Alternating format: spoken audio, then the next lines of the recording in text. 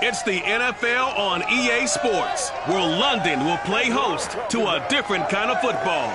It's the Rams and the Birds, next on Madden NFL 22.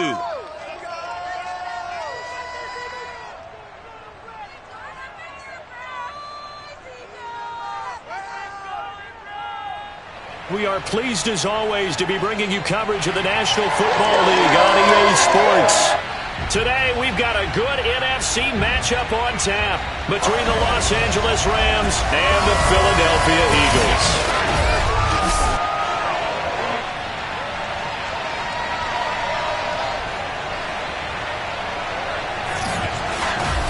Brandon Gaudin here with Charles Davis as always. And CD, you look at the Rams in this matchup, and this is going to be a heck of a chess match. This offense against a defense that will take no prisoners out there. It's going to be a big-time battle, and I think that both of these teams have that mindset of, we're going to do what we do and make the other guys react to us. And we've definitely got a couple of headstrong coordinators who won't back down from a challenge. So this will be a battle of wits as much as it'll be a battle of brawn.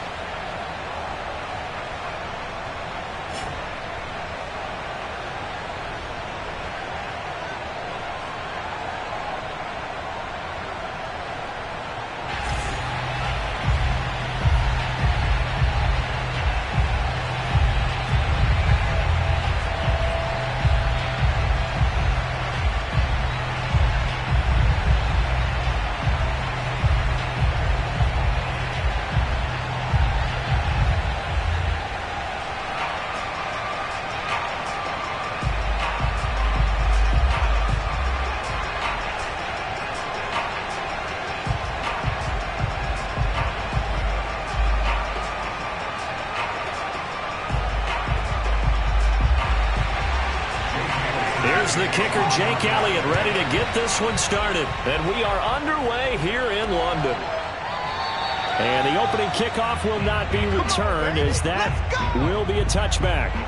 So out come the Rams now for their first possession. Leading the charge at quarterback, the former Georgia Bulldog, Matthew Stafford. And Matthew Stafford was taken first overall in the 2009 draft, and he certainly played like a top pick.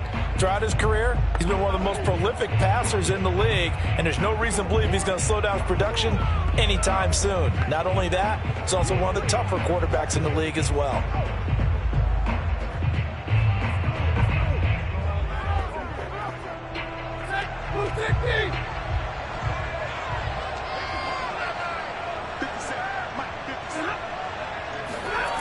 A little jet sweep to start the drive.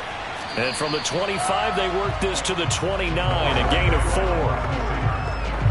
Defensively, they had that one pretty well figured out. Yeah, and one of the things about this play, it can be even more effective when you run a lot of motion, and there's plenty of times you don't hand it off. 6 yards left on second down.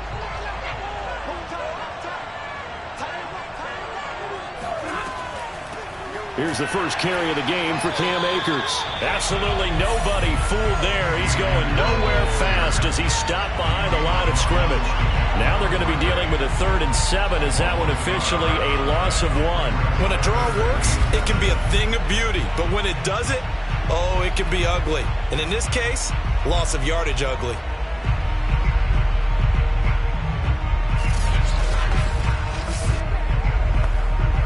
A tough spot here on their opening drive. This is 3rd and 7.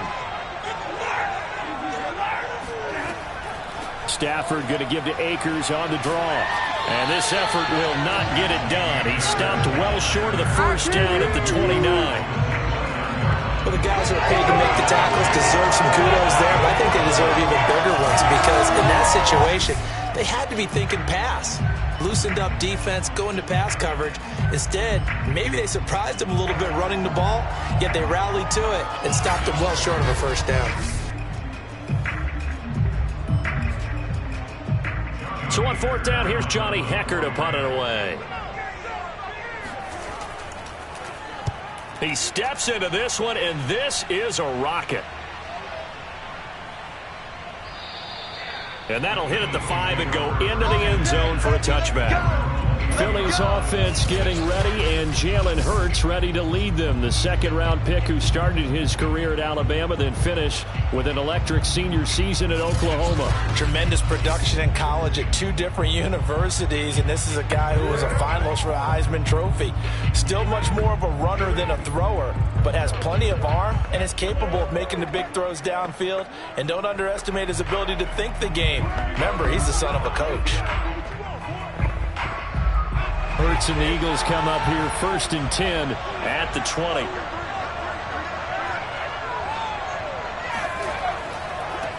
Miles Sanders, first carry of the game.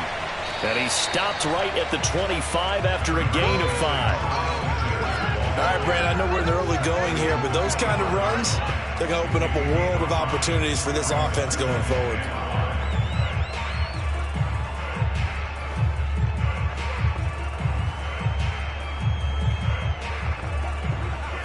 Here's a 2nd and 5 now from the 25.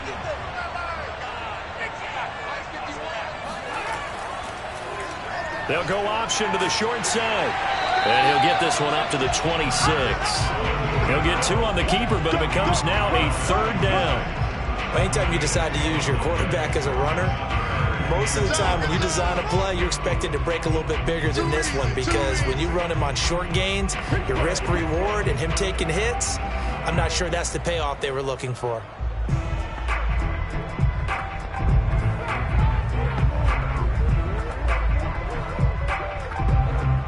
And defensively going with a dime set. 6 DBs on 3rd and 4. Here's Hurts to throw. Open man, that's Devontae Smith. And he's out of bounds, able to take this one up to the 35.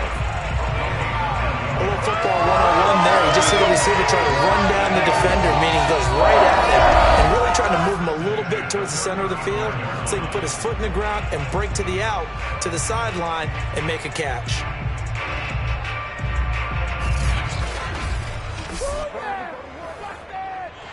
Sean McVay unhappy on the sidelines visibly. He's made the decision to reach for the red flag.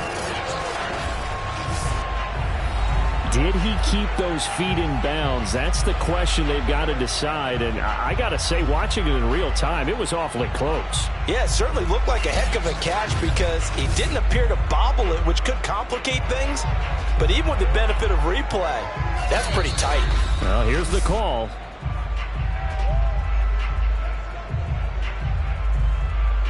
After review of the play, the ruling on appeal stands. So the challenge there does not go their way. This will indeed remain a completed pass.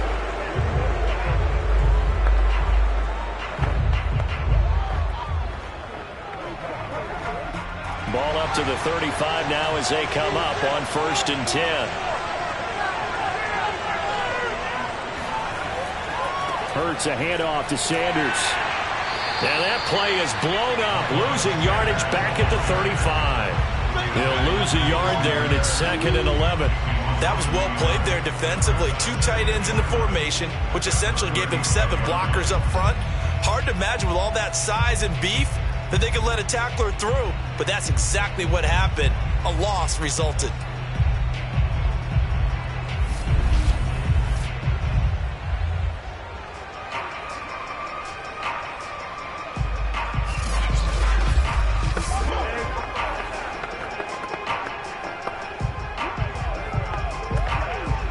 So after the loss of a yard, they'll look to push forward here on 2nd down and 11.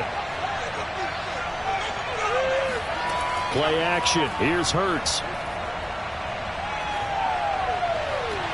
That'll be caught. It's Rager. And he's going to be out of bounds, but not before he takes it inside the 40. And partner, they're locked in man coverage out left, and they end up running a crossing route. Rounded it a little bit more than a slant. He's just going to angle himself towards the right side of the field, and that's very difficult for a defender to shadow him across all that ground.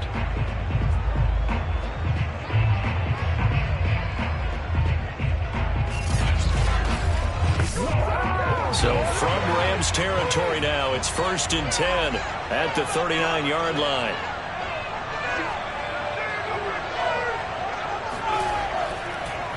They'll run. It's Sanders. And nothing doing. He's immediately taken down at the line of scrimmage. Call it no gain on the play, and it'll be second down.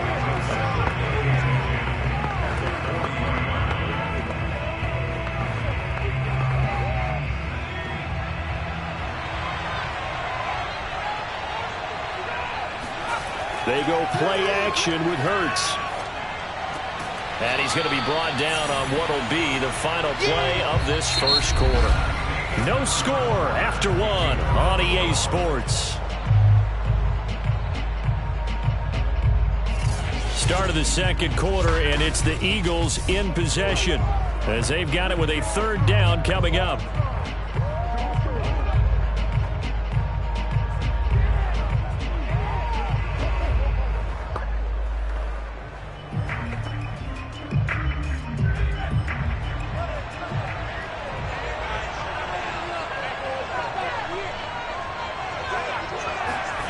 Hurts sets up to throw it.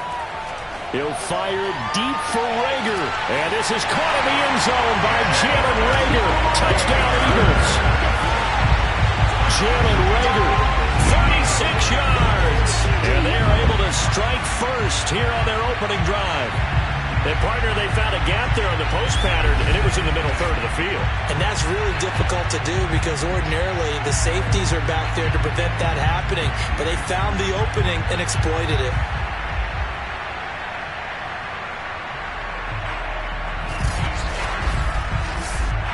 On for the extra point, Jake Elliott.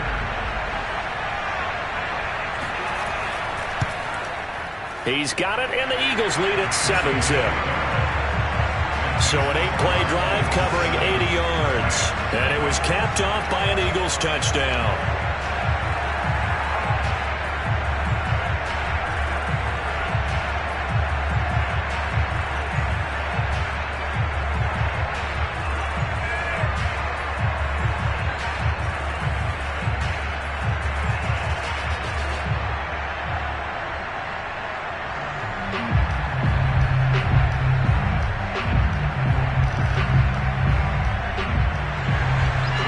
After the touchdown, here's Elliott on to kick it away. On the return is Brandon Powell. And he'll take it up past the 25 to the 26-yard line.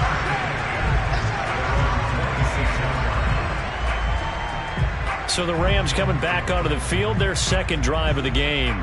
They'll be looking to match that touchdown from a moment ago. 7-0 is the score as they begin with a first down.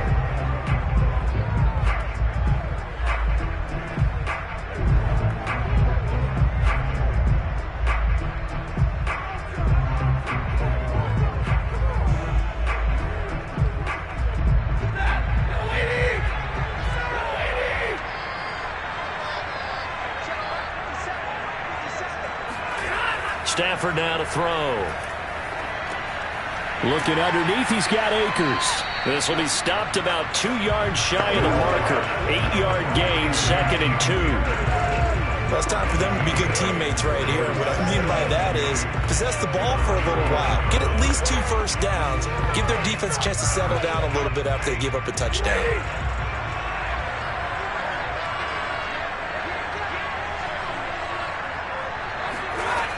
Here's a run with Akers on second down. Oh, look at the juke. And he'll get up to the 43-yard line.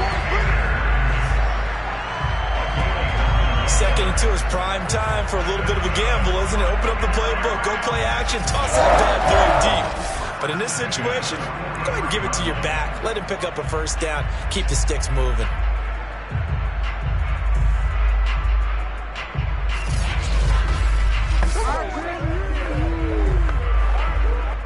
Back-to-back good plays have them on the move on first down. On the ground, it's Akers. And this one's going to go the wrong way. Losing yardage back at the 42. Officially, it's a 1-yard loss. That's going to bring up 2nd and 11. I have a feeling they'll stay committed to running the football, especially on their early downs. They just haven't had a whole lot of success just yet.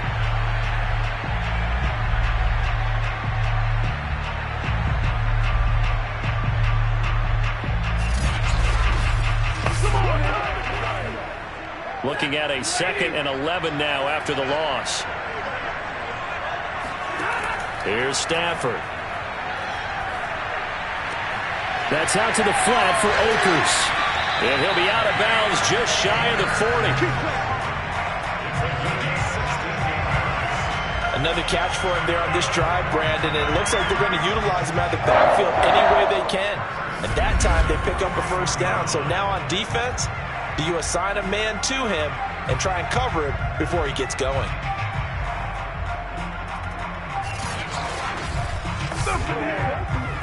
So from Philadelphia territory now, here's a 1st and 10 at the 41. They'll fake it. Now Stafford. He'll let it go deep for Beckham. And that's going to be too high. Out of bounds and incomplete.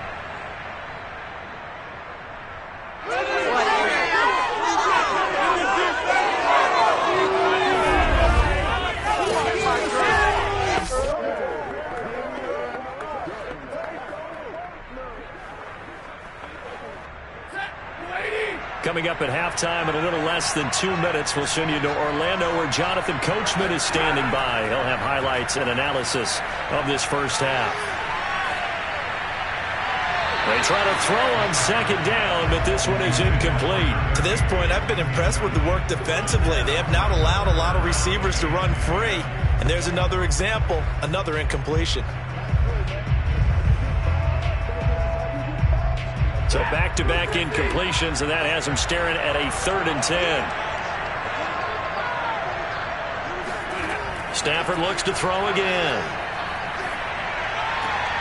He'll get this complete to Cooper Kupp. And he is out of bounds, but not before he's inside the 30. I don't care how many times we say it. I still get a kick out of watching quarterbacks and receivers do the pass tree in pregame warm-up. But I always remember that when we go to practices, we see that after practices as well. They really tune it up, don't they? They tune it up. They know why they do it for these situations. First down. And they build that trust, and that's why they're able to find him in this type of a situation.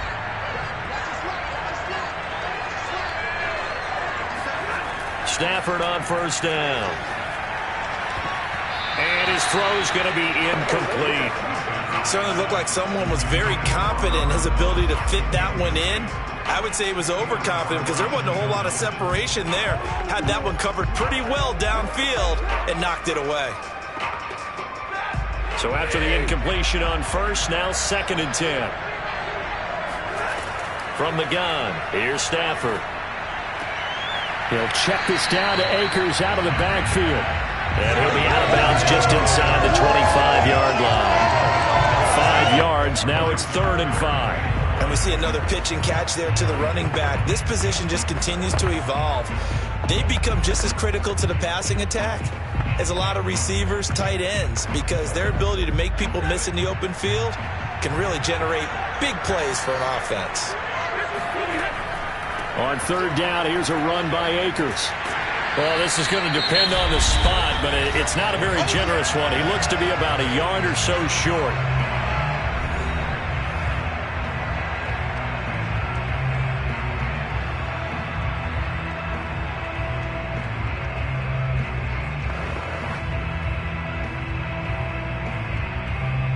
And no move to get the offense off the field. They'll stay put on 4th and 1. Here we go on 4th. Stafford. Man open, it's Kupp. He's got it. And he picks up the first down yardage as he takes this one down to the 15. Both sides were holding their breath there on that 4th down play, and the offense can breathe a sigh of relief. And both knew exactly where the first down markers were. You know the defense is trying to guard those sticks and try and keep people in front, but somehow, some way, those guys found a way to pick it up. They'll run on 1st down with Akers. And he's brought down just outside of the 10 at the 11. Now the Rams will signal for a timeout, their 2nd, as they'll stop it with exactly a minute to go before halftime.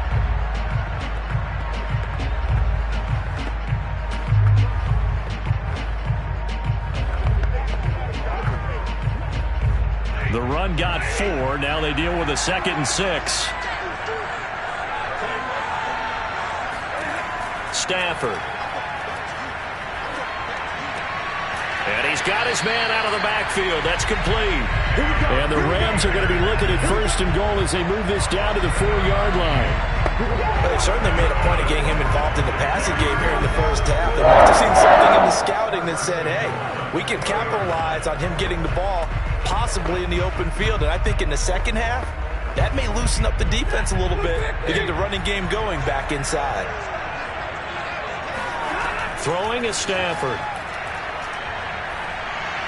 Looking end zone, but it's incomplete. No sense risking anything there on 1st down. Even though he's still in the pocket, he had a receiver out to his side, so just put that in a spot where the only people who could make a play on it are the trainers and the coaches. Well done. Line of scrimmage, again the 4-yard line. 2nd and goal. To throw is Stafford. And he's going to go down. Sacked back at the 13-yard line.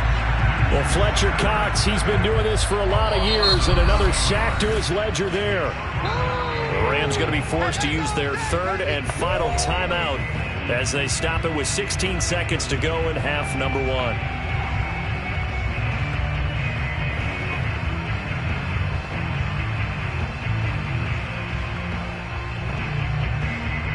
Interested to see what they dial up here. 3rd and goal with a lot of green between them and the end zone. Now it's Stafford. To the end zone, but it's incomplete. That was a touchdown if he could have hung on. Instead, it was a well-timed collision to jar that one free.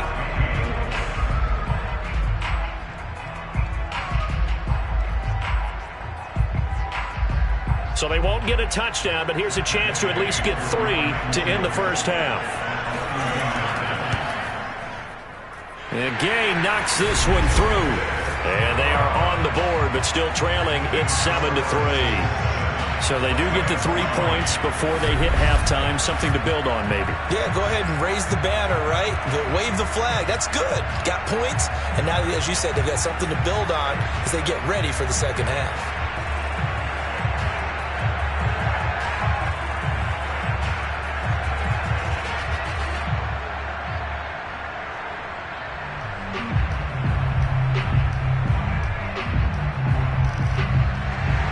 So 6 seconds, all that remains of this first half as the kick is away. Taken in at the 3. And he'll take it a yard or so past the 20, call it the 21.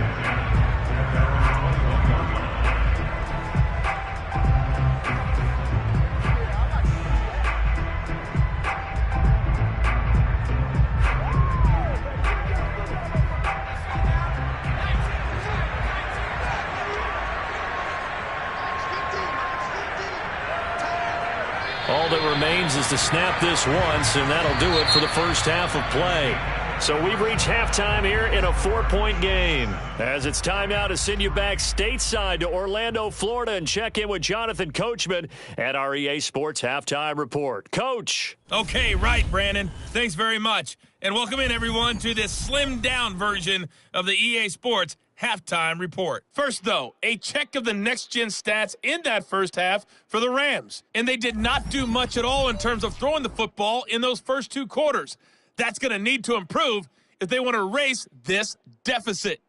Meanwhile, for the Eagles, we check out their numbers on the ground as they'll try to keep the momentum going into the second half. Okay, Coach, thanks as always. This one's still anyone's game as we welcome you back for quarter number 3.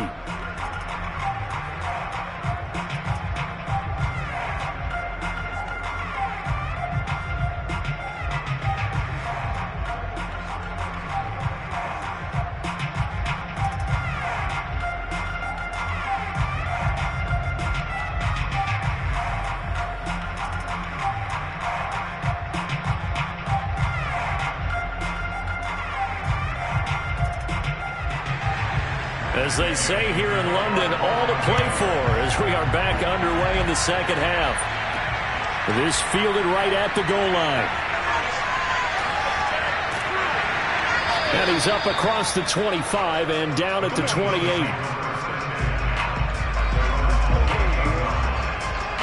The Eagles ready to go on offense to begin this third quarter.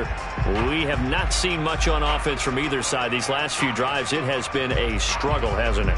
Totally, and you're thinking to yourself right now, if you're on offense trying to get things figured out, okay, we self-scout every week on our game plan. How many things do we do at certain times? What are our tendencies? Time to go to some of those tendency breakers and try and create some offense. They always have those in their back pocket, don't they? You have to, and if you don't keep abreast of what you're doing, you lock into a rhythm and make it easy for the opposition. Looking for tendency breakers right now. That one will be incomplete. He caught it but could not stay in bounds for the long connection. There is something to a game plan. We're trying to keep a defense honest. With a guy with that type of speed, you do so. Send him deep. Try and throw some air under it and hope you connect downfield. On that play, they were unsuccessful. Third quarter of a tight football game as we come up on a 2nd and 10. Hurts throw taken in by Watkins here. And all the way down to the 24-yard line. A big play there for Philly. Well, fair to say that when you're looking at guys that can run like the wind, you often find them at the wide receiver position, and that was special there. And that's the kind of play where you have to kind of catch your breath afterwards. So just give me a second here, because when he shifted into high gear, he was an absolute blur out there. No substitute for speed. We talk about that all the time. The evidence was right there. On 1st and 10, it's Sanders. And he'll work this forward for about 3 at 2nd down. In the first half, he was held in check on the ground, but despite that lack of production, they still have the lead. Yeah, and they've got to feel fortunate about that. If they could actually get production from their lead horse, that would help open up this offense and widen this margin, too. 3 yards on that last carry. Here's 2nd and 7. Now Hurts on the option right, and he stopped immediately there. Call it no gain on the keeper, and it's going to bring up a 3rd down. Well, for that being an option play, there really weren't too many options available for him, were there?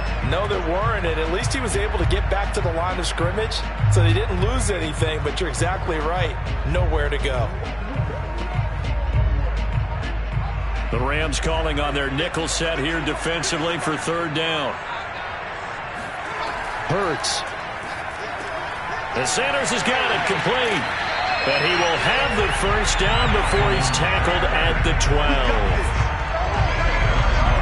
Caught that look from you there, partner. I think we're on the same page on that one. Just his first catch. I think we both thought he'd be a little more active in the passing game. Let's see if that's the start of them trying to get the ball to him a little bit more here in the second half.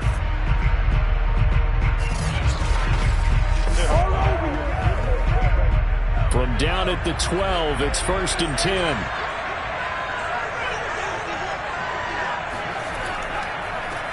A give to Howard. Trying to bounce it outside, but he's only able to get it back to the line of scrimmage. No gain on the play. It'll be 2nd down. Absolutely love the effort there. The ability to flow from his inside spot and stop that one at the line of scrimmage. Nice linebacker play. 2nd and 10.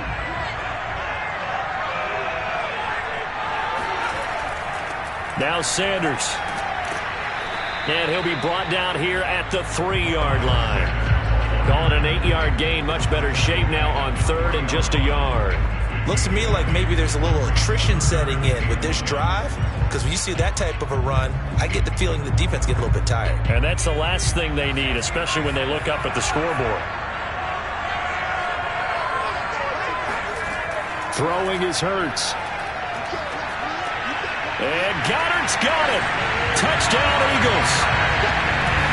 The 3-yard touchdown pass. And the Eagles take the opening kickoff of the third quarter and drive right down the field to extend their lead.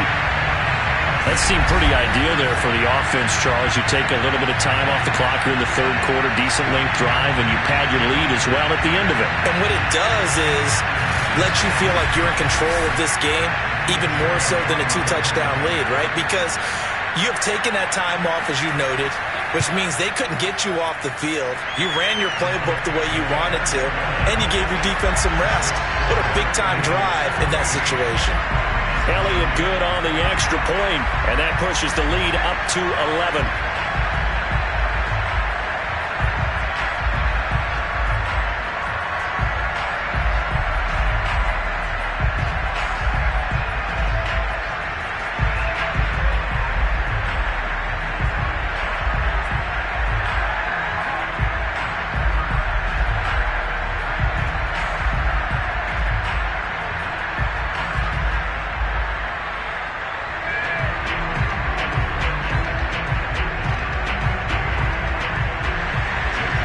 After the touchdown, here's Elliott on to kick it away.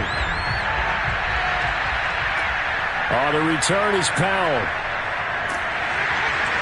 And not much happening on the return as he'll get this to about the 23.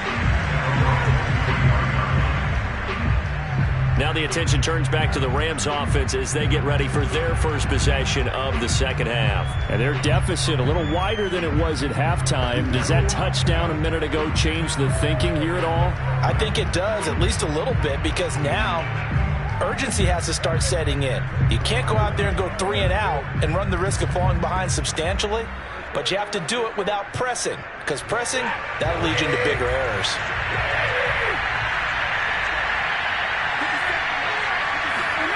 On first down, it's Stafford.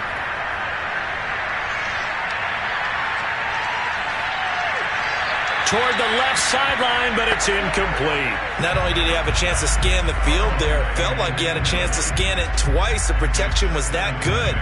Unfortunately for him, the coverage downfield, equally good. Here's 2nd and 10. Back to throw, Stafford. And the open receiver, it's Robert Woods. And he's taken down, but able to slip across the 35. That was a nicely run slant route, and what the receiver's trying to do is make the defender think he's going upfield for a deeper route, and then breaks it off, usually after about 3 to 4 steps, and cuts towards the middle of the field. And now what he's trying to do is use his body to keep the defender away from the football and give the quarterback a really nice target.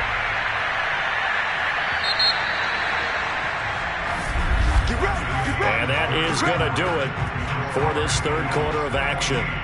We'll return with more after this break. You're watching the NFL on EA Sports. Welcome back now here in London. It's the Rams trailing, but they do have the football as we start the fourth and final quarter.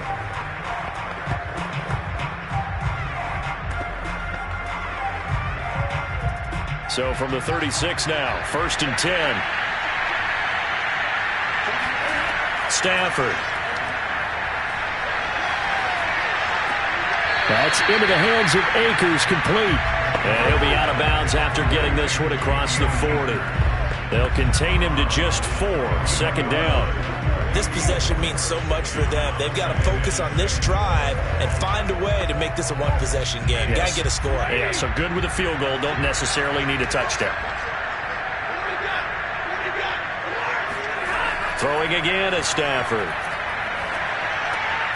He's got his target. It's the tight end, Tyler Higbee. And they get to him after a gain of 6 to the 46. One thing I think that's safe to say defensively, the tackling's been really good. And because of that, it's been very, very hard for them to move the ball because you're not getting the benefits of run after catch. They're tackling them almost on the spot. That means you have to run extra plays, harder to move it. The offense on 3rd down tonight, they've only converted once in 4 tries. They're looking at 3rd in the nose of the football. They'll try and run for this with Akers. And he's got the first down, yardage before being taken down at midfield. Job 1 to pick up the first down is complete. That was a big 3rd down conversion, but they got to watch the clock. It's starting to become their enemy a bit here in a 2-score game. Which means they have to pick up the pace, right? The tempo has to be upped. And what they do is they tell the quarterback in his helmet, hey, listen, when we pick up the first down here, tell everyone we're going. We're moving now to 2-minute offensive phase, and everyone on the bench area, they're waving them along too. Let's go, let's go, let's go.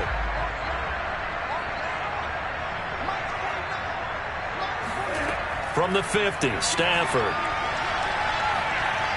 Eagle pressure, too much this time. Down he goes. That's Derek Barnett coming in and making the play. He seemed to have a reasonable amount of time in the pocket, but he couldn't get rid of the football, and the end result, Charles, him on the ground.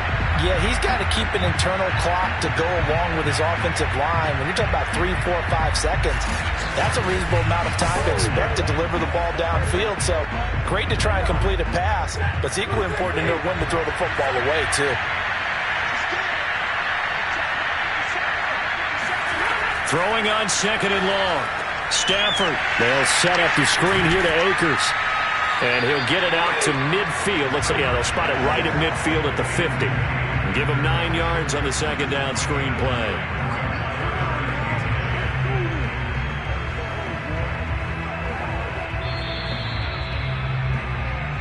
Two minutes left to play in this football game here on EA Sports.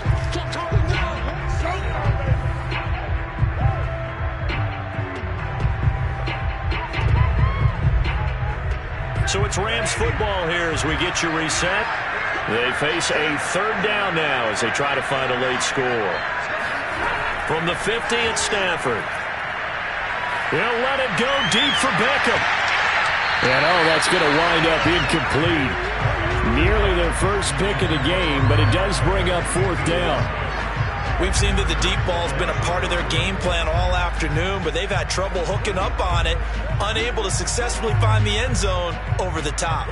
And they're indeed going to go for it here on 4th down. So trailing here in the last quarter, let's see how this plays out. Desperation time for Stafford on 4th down. And that is incomplete, but there is a flag.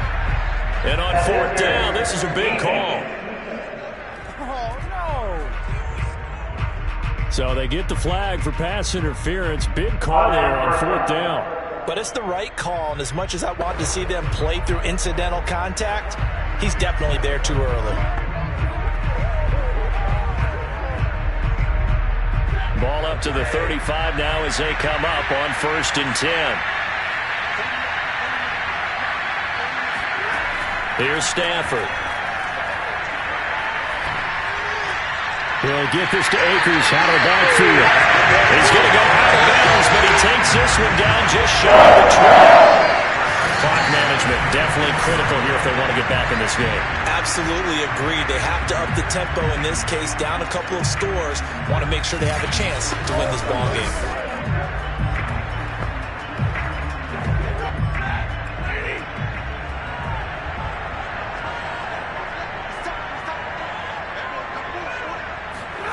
They'll fake the give. Now Stafford.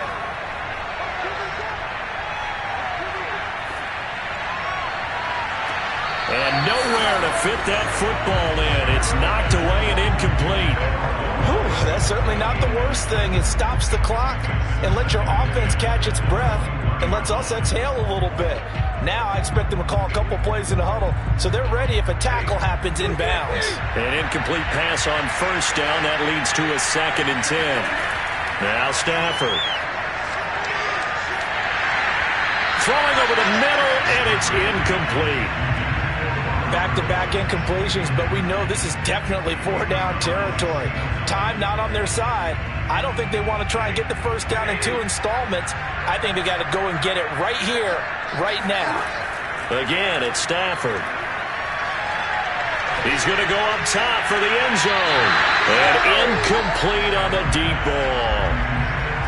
That means it's just one last chance left, and this has to be a 1st down or a touchdown, or this game's over.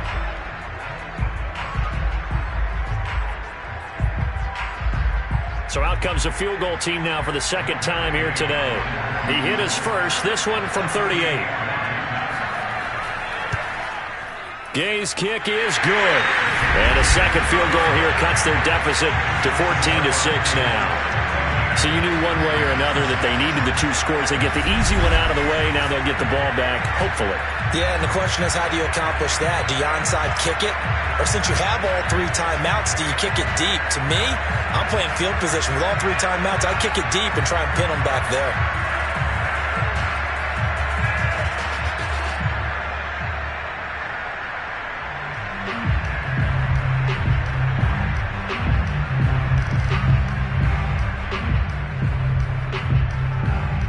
So the field goal got him back within one score, and now the focus lies on this onside kick. And the Eagles dodge a bullet. They cover it up. A tough one there. They certainly wanted that when they needed it, but they didn't absolutely have to get it. They still do have 3 timeouts. You're exactly right. They had to attempt it. But even though they didn't get it, as you noted, with 3 timeouts, if they can get these stops on defense, all hope is not lost. Philadelphia's offense ready to go again. And this game not quite in hand yet. We'll likely see all 3 timeouts defensively and then reassess where we are.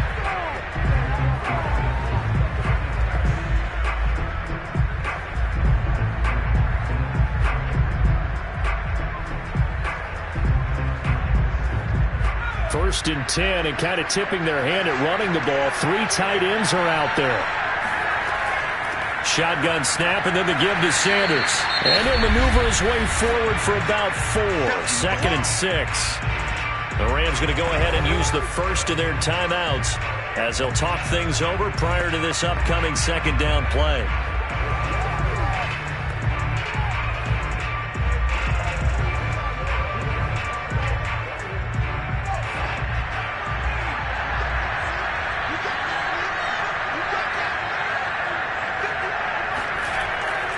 Another run here with Sanders.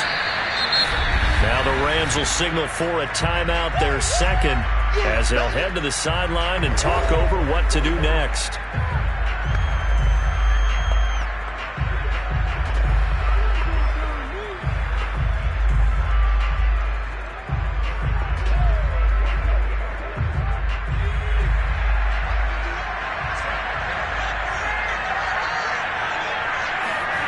Here's Hurts to throw. And this pass broken up. And the contact well-timed there, and now 4th down. That's an excellent play by the defender. He diagnosed that one, closed quickly, and helped force the incompletion.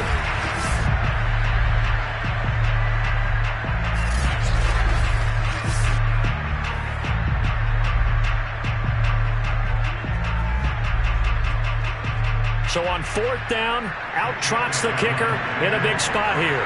This to make it a 2-score game. The kick by Elliott is good. And that will extend their lead here to 17-6. So that one, CD, going to make the road back a lot more difficult. Oh, there's no doubt about that. You know they were praying on the other sideline for a miss because now, as you pointed out, a very difficult road. Down 2 scores. You don't just need a touchdown. You need a chain of events to go your way. You've got to score, somehow get the ball back, and score again. The odds of that happening, not great in your favor.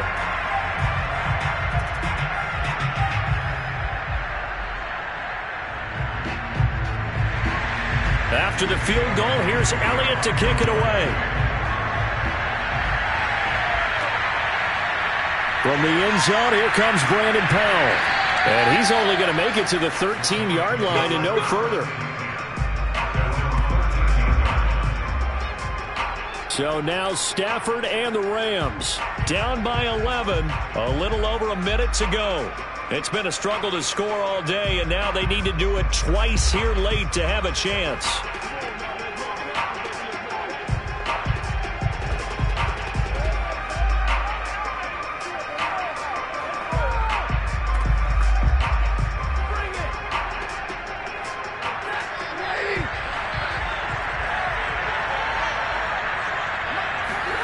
On 1st down, Stafford here. Into the hands of Beckham. And he'll go down right on the edge of the red zone following a pickup of about 7 or 8.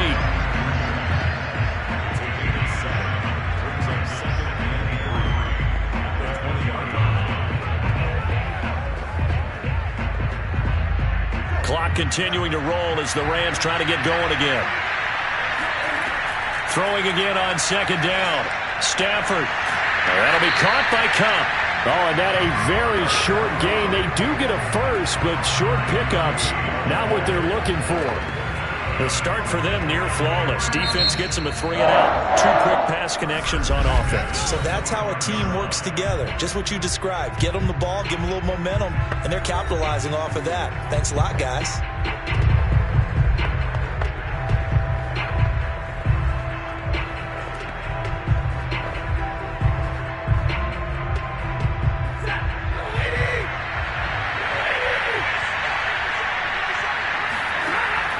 1st and 10, Stafford. Now a desperation throw deep downfield. And this a leaping effort, but it's knocked away and incomplete. This defense was definitely alert to the possibility of the deep ball, and they were more than ready for it. They've got the lead, 4th quarter. Maybe can expect more passes like that downfield.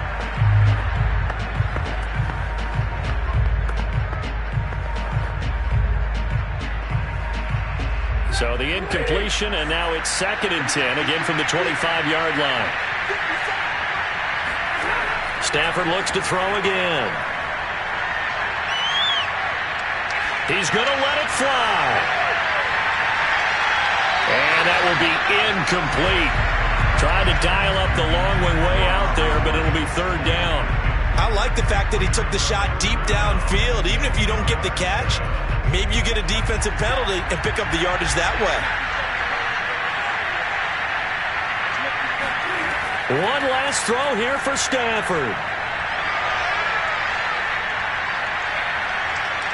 Now a desperation throw deep downfield. And this is caught right along the sideline. What a job of keeping the toes in bounds there. So it's a victory here for the Philadelphia Eagles. And you look back over the score sheet, interesting. A very clean game, no turnovers by either side.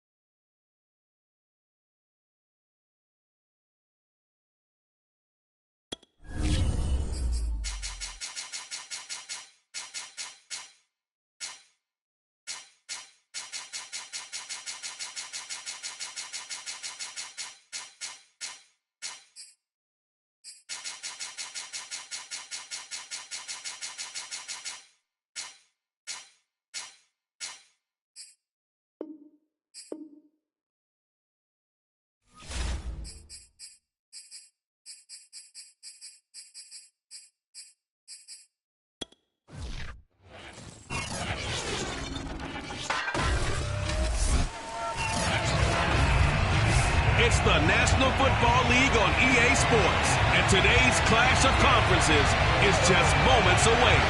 It's the Rams and the Bengals, and it comes your way next on Madden NFL 22. Here's the former Utah Ute, Matt Gay, to get this one started. And we are underway here in London. Brandon Wilson to return it. And he won't get this to the 20-yard line as he's down at the 19.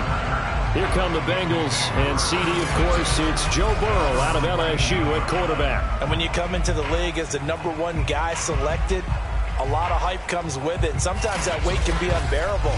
But this young man, he took that weight on and handled it as well as you can imagine. And I love his ability to make a second, third reaction play and create downfield.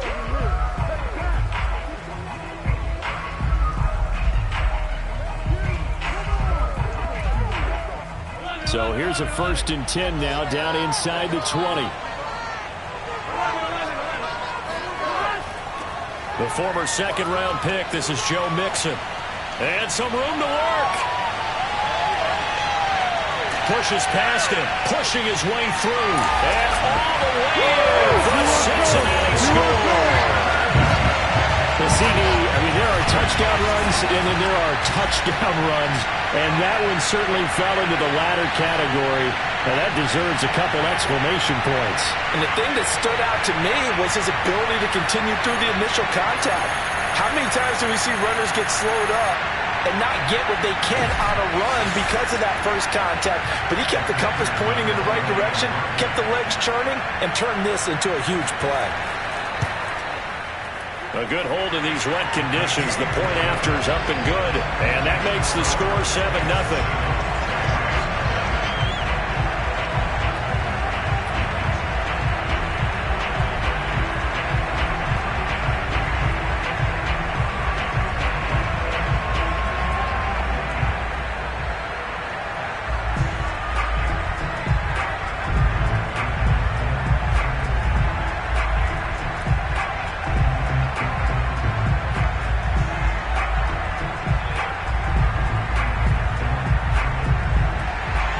So after the made field goal, here's McPherson to send this one away.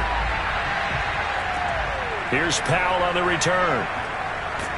And he'll be tackled just shy of the 25. So out come the Rams now for their first possession. They'll be led out by a longtime starter in the NFL, a former #1 overall pick way back in 2009. It's Matthew Stafford. And the tendency for most of these guys is to want to match things right away because they have a lot of confidence in their talent too. They just saw a big strike against their team, and you know they're thinking to themselves, I can get this back right now on one play. Well, if it's there, you take it, but otherwise, just go ahead and calm your team down. Run the offense, get things going, and see how things settle in.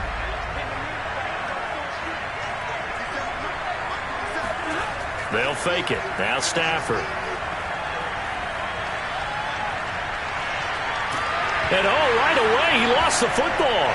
But it looked like a Rams player was able to get his hands on it, yes. So they will hold on to the football indeed. A lot of bad news on that play for them, wasn't there? Lost the football, lost a lot of yardage, but I think the good news outweighs it. Able to retain possession. That was big for them.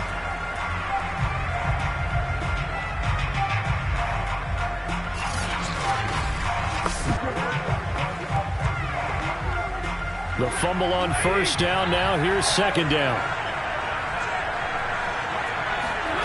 Throwing is Stafford. That's out to the flat for Akers. That'll go for a gain of 7. And that'll make it 3rd and 13. We'll see what kind of mindset they have here offensively after giving up the touchdown on the opening drive. And based on our time with them, prior to this game, I feel like they've got a good mindset going in. In fact, the discussion that we had with the coaching staff was, we may give up some points in this game, so our offense has to be ready each and every time to either equal or try and get us ahead and try and keep us ahead. This is their chance to respond to that first touchdown given up. Now throwing on third down there, but he cannot connect. Well, they've got man coverage on the outside, and my scouting report on these DBs tells me that they love to take matters in their own hands. They want man coverage, not zone. And there was good coverage there that forced the incompletion. So the Rams call on Johnny Hecker here to punt it away on fourth down. Oh, what a move. We'll call that a punt of 54 yards. Well struck. And the Bengals will take over here 1st and 10. Cincinnati coming back onto the field here for their second drive. They'll be looking to duplicate the efforts of drive #1 that resulted in 7 points in the 7-zip lead. Well, you know how much I enjoy horse racing, right? Looks like they caught a flyer out of the gate, as they would say when you're running the big-time races. It means they get out to a fast start. They're setting the pace, making the other team chase now. Burrow going to lead up the Bengals here 1st and 10 at their 25-yard line. He'll hand it off here. This is Mixon. And they're able to get this one across the 35. 92 yards rushing for him as he's got the afternoon off to a great start. Well, they're making a real first-quarter statement with a run game, no doubt. For those who remember old-school football, running it, establishing things, seeing backs find holes, get through them. They've got to like what they're seeing from this unit so far. Right now, they've decided to, as you said, establish the run game, and they've been successful doing it. So from the 36 now, 1st and 10. Burrow on play action. Now he's flushed out right. He'll get just a yard on the scramble in 2nd down. And we have to give credit to him for buying time and extending the play. But you know, there's some really upset defenders on that one. They thought that they had him. Instead, he was coated in Teflon and got away.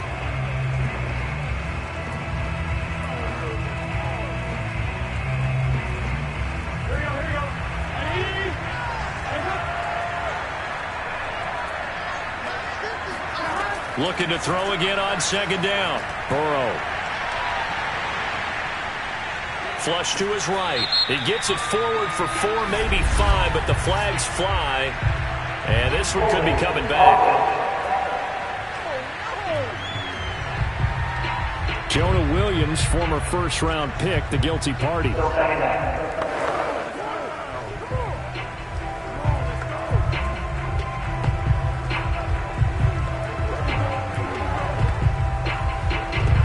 They'll come up now on a 2nd and long after the hold.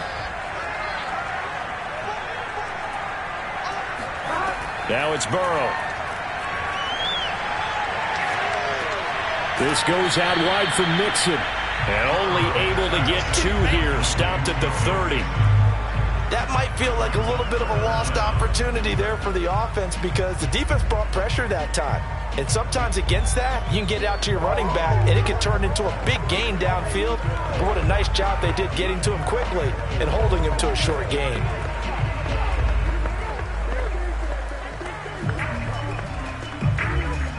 And some secondary help here for the defense in the nickel on 3rd and long.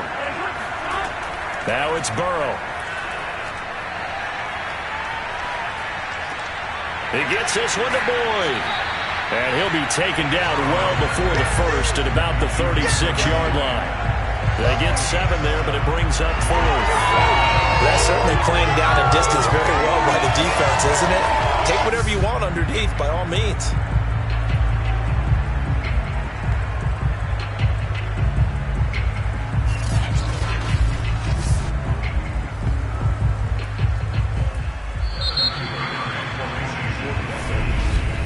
After 1, 7-0 on EA Sports. Start of the 2nd quarter, and it's the Bengals in control of the football.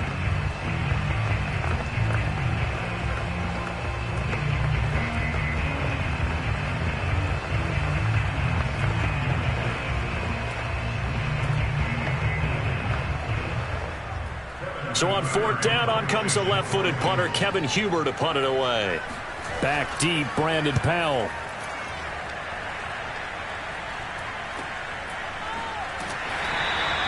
That'll be a 43-yard punt, just a single yard on the return. And the Rams will go on offense here with a 1st and 10. So the Rams coming back onto the field, their 2nd drive of the game.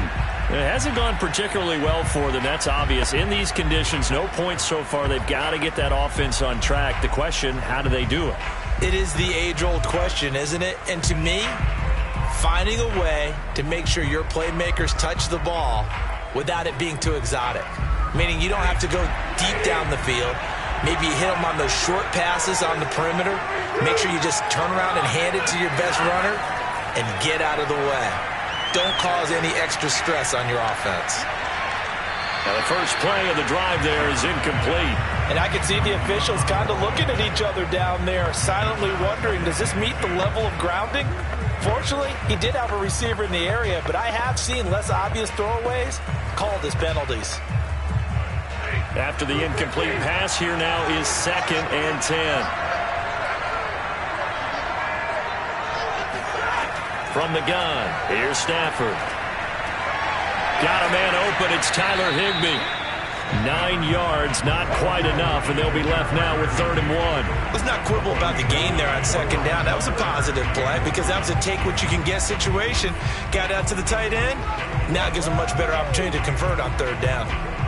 And I see an extra defensive back on the field. Little surprise here on 3rd and 1. Here's Stafford.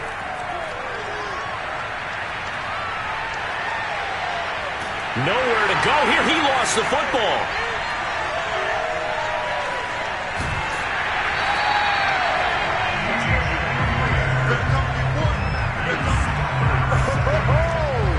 Offensively lucky they're able to keep the football, but now 4th down, so they'll have to boot it away. I do think, though, they're going to look at this as a positive. 1, they recovered the fumble, so they retained possession. But 2, being able to punt it changes field position for them. Imagine if that turnover takes place there. Now your defense has to go onto the field and try and hold. Instead, they get a little breathing room. Here's Johnny Hacker now as he'll punt it away for the 2nd time.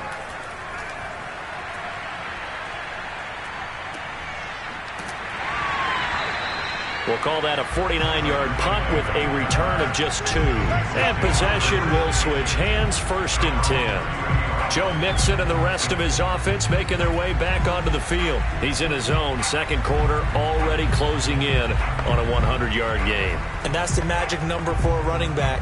Anytime you get to that triple digits, that's all you're looking for. But he's got a chance to really exceed that in this one. Yeah, he does. That's been the gold standard for a long time, hasn't it, that 100-yard mark? It really has, and that never has to shift because it's in a game. It's a 1,000-yard mark. I'm wondering, since we've gone from 12 to 14 to 16 games, maybe we need to up that a little. He takes this from the 30 to the 34. Well, you don't turn your nose up at a gain of 4, do you? They'll take that on 1st down. Playbook's got to be pretty well open on 2nd and 6.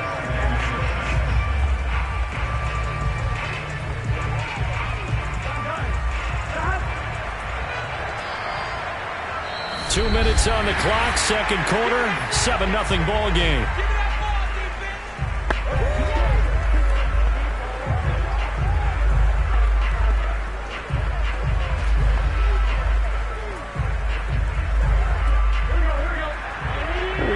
You in just a couple of minutes. We'll get you to Orlando and our good friend Jonathan Coachman. Coach will run through some of the numbers and the next-gen stats from this first half of football so far. A 2nd down pass play there, but it's incomplete. I didn't like the look of that play right from the beginning. I thought he should have seen the coverage that was there, tried to force it in. That one, he's fortunate, just fell incomplete. So after the 2nd down incompletion, they'll come up now against a 3rd and 6. From the shotgun, Joe Burrow. Open man is Uzomah. And he is going to have a Bengals 1st down as they're able to get the 3rd down conversion. And that's well executed there on 3rd down. And I love the confidence that they had to let their tight end try to find some space in the middle of the field, right in their quarterback's line of vision. And QBs love to make that easy throw, and they hooked up there for a 1st down.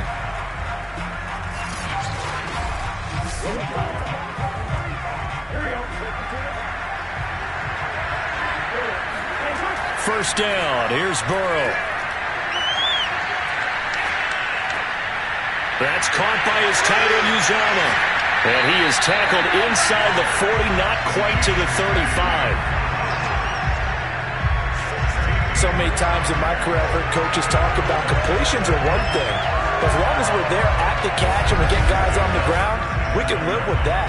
But if you're going to give up 10, 12, 15 yards after the catch, then your defense is going to be in a lot of trouble. Line of scrimmage, the 37 on 1st and 10. And now Burrow not enamored with a formation. Instead, he'll signal for a timeout as he'll stop it with just over a minute to go before halftime.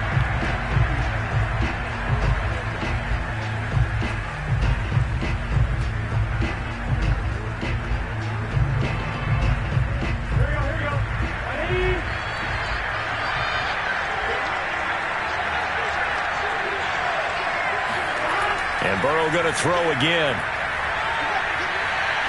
He sets to fire deep. Got a man, it's caught inside the 10. A big connection on that one. 30 yards. That's a well-thrown ball right there. This is where arm strength pays off because he's got to be able to get the ball both downfield and to the sideline. And that's one of the more difficult throws for a quarterback, and he put it right where it needed to be.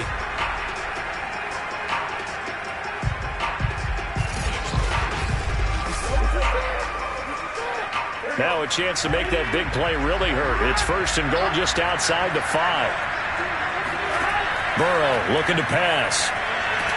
And they're going to get him. They bring him down to the sack back at the 16-yard line. The Bengals going to use the second of their timeouts as they get the stoppage with a little over 50 seconds to go in the first half.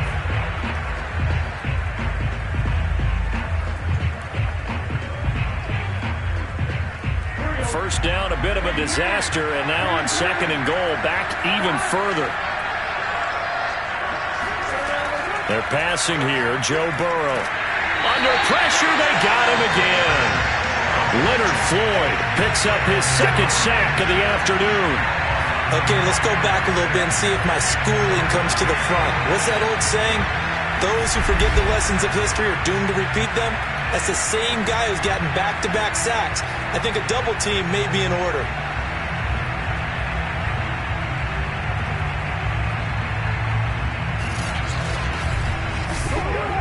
Now from way back there after the sack, it's 3rd and goal, a long 3rd and goal.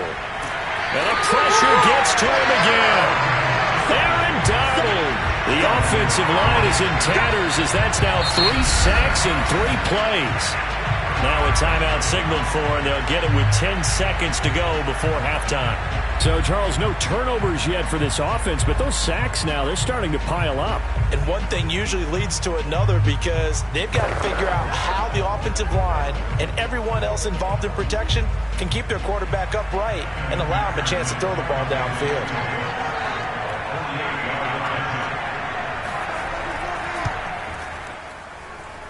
And that is not going to get there. Oh, he missed it short.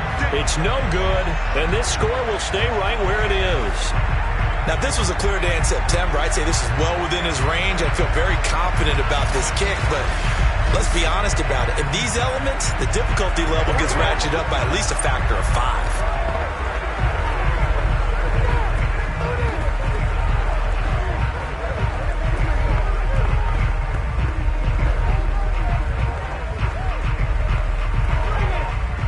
Set to begin their next drive, the Rams offense at the line. And only 6 seconds on the clock, so time likely for just one play. Going up top for Kupp. And a high throw there as this is knocked away, down to the ground and incomplete. So we have reached halftime with a touchdown. That's the difference on the scoreboard. As it's time now to send you back stateside to Orlando, Florida, and check in with Jonathan Coachman at our EA Sports Halftime Report. Coach. All right, Brandon, thanks very much. Welcome, everybody, to our abbreviated version of the EA Sports Halftime Report. First, though, a check of the next-gen stats in that first half for the Rams. And they did not do much at all in terms of throwing the football in those first 2 quarters. That's going to need to improve if they want to erase this deficit. Meanwhile, for the Bengals, they too have found passing lanes to be hard to come by so far. As you see by the numbers, they'll need to figure that out in the second half. Okay, Coach, yeah, adjustments likely going to play a big role in this third quarter in what's been a tight contest so far.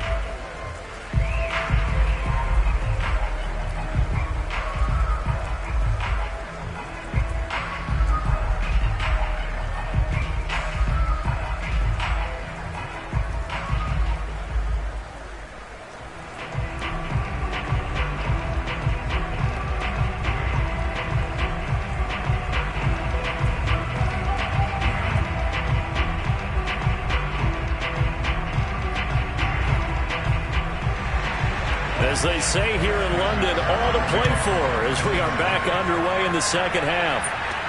On the return is Powell. And they'll be backed up to start this drive as he's taken down right around the 15. The Rams offense ready to begin quarter number 3. It's been a tight game to this point. What do they need to do, Charles, to break through in the second half and take the lead? Well, I think the first thing they need to do is thank their defense for keeping them in this game. And, I think the defense is saying back to them, why don't you guys focus on getting some first downs, put some drives together, give us a little bit of a break here. If we can get some rest, we'll play even better for you. And, oh, by the way, pay off a few of those drives with some points, too. Line of scrimmage, the 15. It's 1st and 10. Now Akers to start the third quarter on the ground. And nothing much materializing there on the first down run. He'll get a couple, and that's it. I have to think a major focus of the halftime meetings had to be figuring out how to create space for the running game to get operating. Well, what you pointed out to me at half seems accurate. That line has struggled to sustain blocks. Yeah, I would agree with that totally. They've got to focus on staying on their double teams at the first level, make sure that block's secure before they slide off and try and chip someone at the second level. He'll get this one to Cup, complete. And able to get this across the 20 before going out of bounds. 6 yards is the pickup, and that'll lead to a third down. I do have to admit, I like it when it all comes together. When the top part, catching the football, right, whether you're catching it with your hands or cradling it, comes together with the legs, in this case the feet, doing a little toe tap to stay in bounds and complete the catch. And a great job. The Bengal pressure gets him that time. Down he goes. DJ Reader able to get in there for his second sack of the afternoon. He just held on to the football too long, though, Charles. That's point blank, right? Yeah, I agree with that totally. You've got to have that internal clock that goes in your head that says either get rid of the football or flush and go and use your legs and try and pick up the first down. I think he hung in there too long, and the blitz got to him. Here's Johnny Hacker now, standing about a yard deep in his own end zone.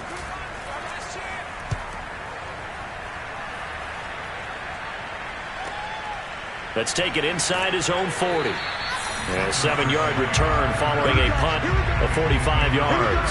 And the offense will take over with a new set of downs. Joe Burrow and the Bengals set to go back on offense. And maybe he's starting to wave the white flag a little bit. He's playing pretty well, but the pressure, it's got to him. Has to find a way to step around it, step through it, or just handle it. Because, as you mentioned, he's having a pretty good day overall. Just the hits keep coming and taking those sacks. That's not the way that they want to finish a ball game with their quarterback on the ground so much. He'd like to stay upright. When he's been upright, he's been pretty good. The Bengals drive about to get going. And they had compiled a pretty long drive last time. Unfortunately, though, it ended with no points. And Burrow going to be hit and taken down. They got him. Leonard Floyd getting him once again, his third sack of the afternoon. This defense coming out after the half, and if that plays any indicator, Charles, maybe a little refreshed and refocused here for quarters 3 and 4. Yeah, they did really well on that one. That's exactly what they need to keep doing if they want to change their fortunes in this game. Back quite a ways here, facing 2nd and 19. Burrow going to give this to Mixon. And a 6-yard gain gets him right around the 43. Boy, where would these guys be without his performance on the ground? That puts him over 100 yards now for the afternoon, and I tell you, he seems to be getting stronger as the day goes along.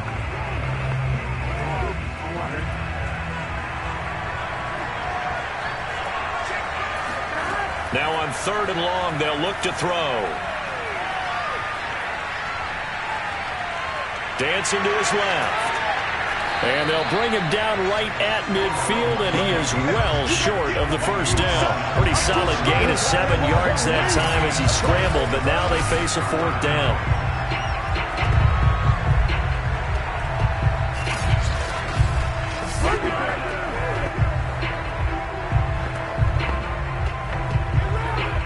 Here's Kevin Huber now. He'll boot it away from about his 35. This is away, but boy, headed straight for the sidelines. And this will depend on the spot as it sails out of bounds. And they'll say it sailed out at the 10-yard line. And for an offense that is struggling, this is not where you want to start from. Great punt. Fantastic punt. And for all those who wonder, what do punters do during the course of practice each and every day? The best ones do what we just saw there. Work on positioning the football and helping their team.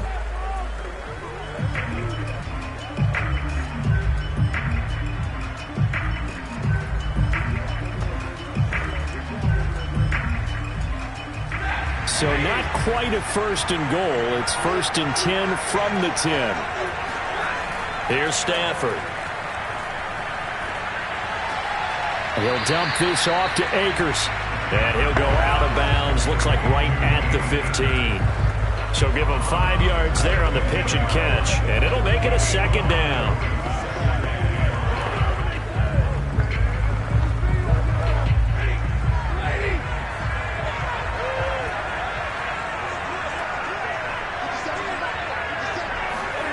Off the fake to Akers. Here's Stafford. And that is incomplete. I'm sure this isn't a novel thought, but maybe run some simpler routes instead of trying to get it all back in one shot. Defense certainly appears to be ready for him. Try and get it back little by little instead of in big chunks. They come up now 3rd and 5 following the incomplete pass. Stafford now to throw. And this pass broken up. Excellent coverage there on 3rd down, as that was not an easy one to hold on to. That's an excellent job right there on 3rd down. Like any defense, you never want to let them get anything started, and that would have been a 1st down. Instead, you saw the contact on time, no penalty, and before this drive could get wings, it's 4th down.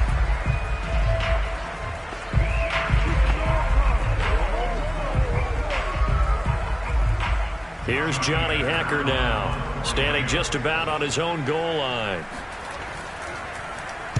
Averaging over 50 yards a punt so far as this one's away. A good kick, 49 yards, just 3 on the return. And out will come the offense as they take over. Here again comes Joe Burrow and the offense for the Bengals. The lead is theirs here in the 3rd quarter, but it's really been the ground game that's been the recipe for success. You mean the spotlight isn't shining as brightly on the guy throwing it? No, it's the man behind him that's had a heck of a game. And that's really okay. That's actually what you're looking for. I mean, your pride tells you, hey, I want to be responsible. I want to throw a bunch of touchdown passes. But when you're able to run the football, typically speaking, your team's doing pretty well. And in this case, they're winning. We'll see if they have balance on this drive. Burrow's throw taken in here by Chase. And they'll get him down after a pickup of 8, 2nd and 2.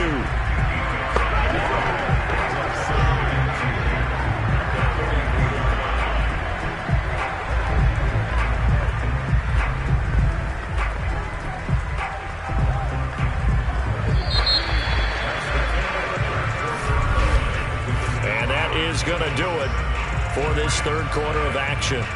This is the National Football League on EA Sports. Welcome back now here in London. It's the Bengals in possession of the football and in possession of the lead as well as we start the 4th.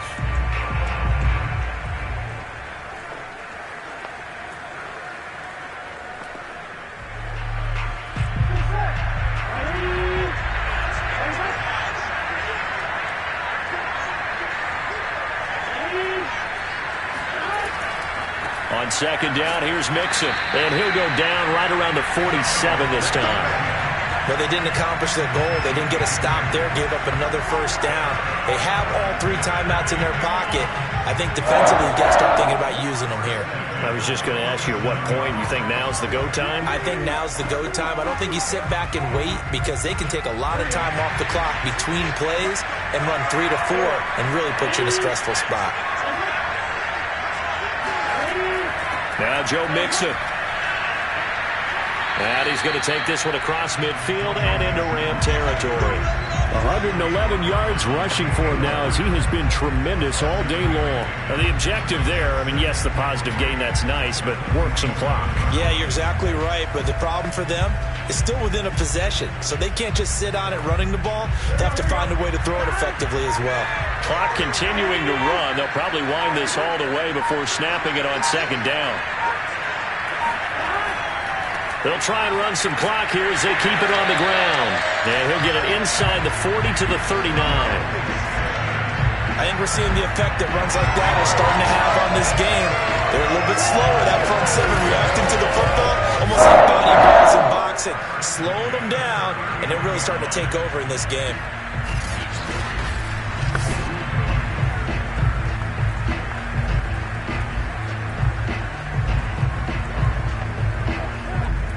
not totally home free yet, but it's looking good as they come up 1st and 10.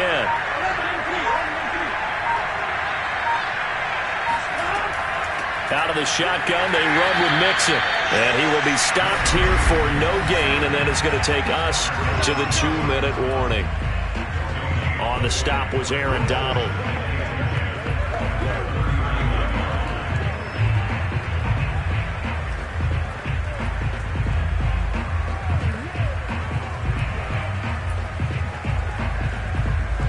So the Bengals in possession of the football here as we get you reset.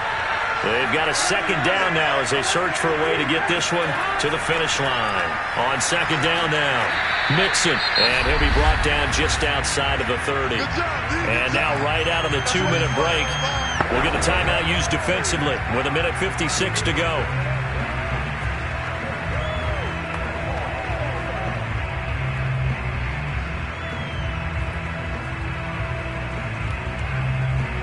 This is a big 3rd down, and you'd have to think we'd see a timeout right away if they can't stop him here. They give to Mixon to try to pick it up. And Mixon not going to get there. Running into a wall here, and they'll stop him short. And now with 1:52 to go, we get another pause in the action. A timeout here defensively.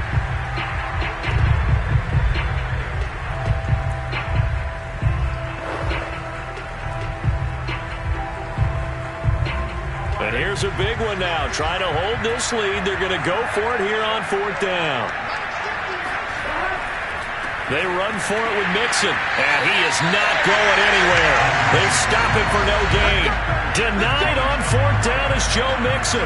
And the Rams are going to take possession of the turnover on downs. So that's a decision that could loom pretty large here. They go for it on 4th down, but come up empty. But I actually like the call. And the reason? It shows me a head coach has faith in his team overall. First, on the offensive side, thinking they can pick it up, but also knowing that he has faith in his defense that if they don't, they'll go out there and stop them. I like the confidence he showed.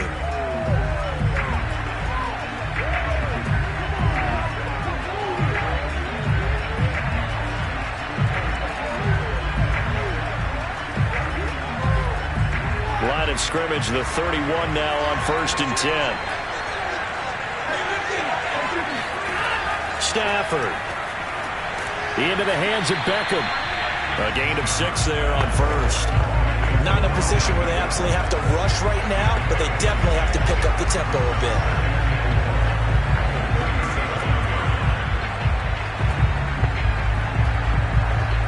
Clock running here, under 90 seconds to go.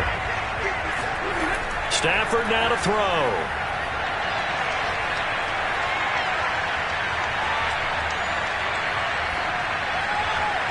And he overshot him there. It's out of bounds, incomplete. Tried to go for the big one there on 2nd down. Now they're likely down to their final 2 plays. And you know they've got to keep going for the big shot, right? So defensively, you play what they call top down.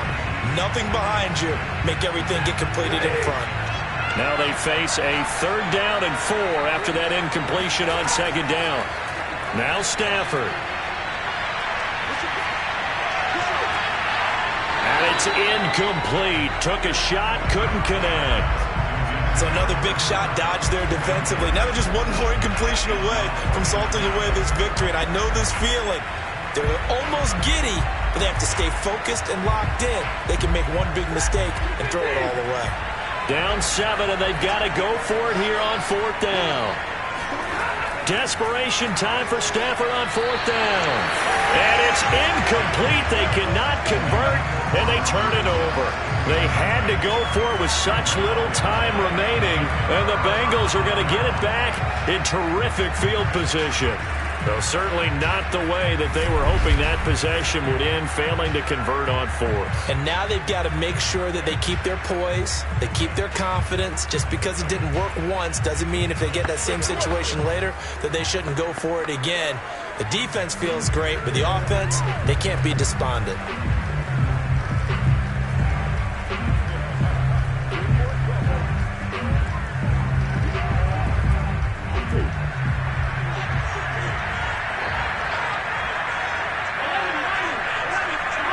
The Bengals go down to a knee in the victory formation.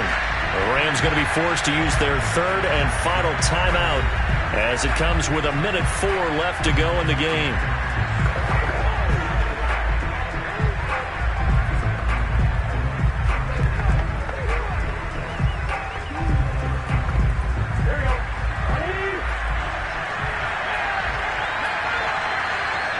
The Bengals go down to a knee in the victory formation.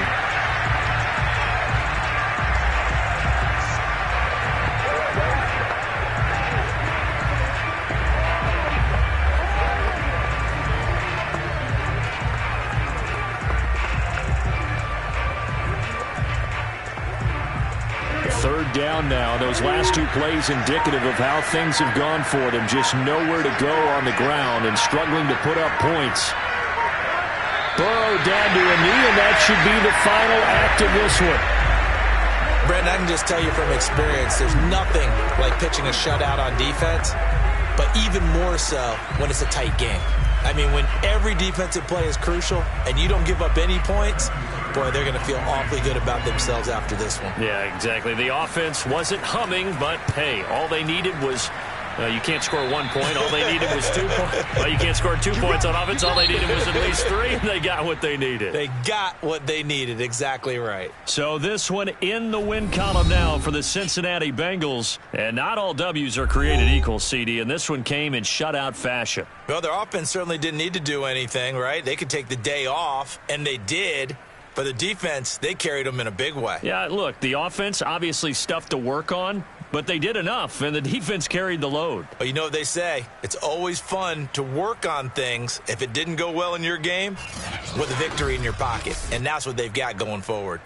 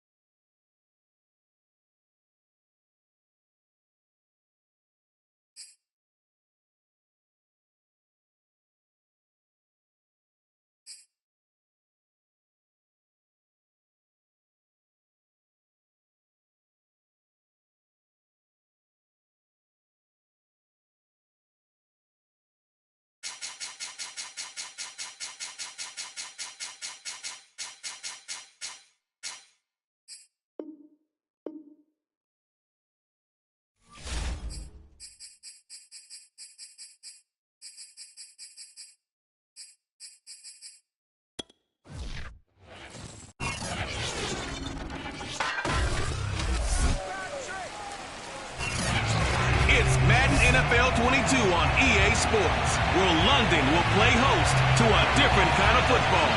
It's the Packers and the Cards, and it comes your way next on EA Sports. Now the big leg of Matt Prater ready to get this one started. And we are underway here in London. Rodgers on the return.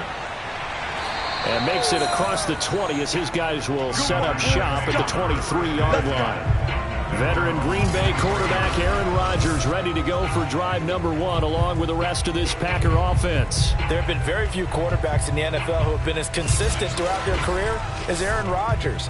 He's been good for so long, and we've seen no decline in his skills.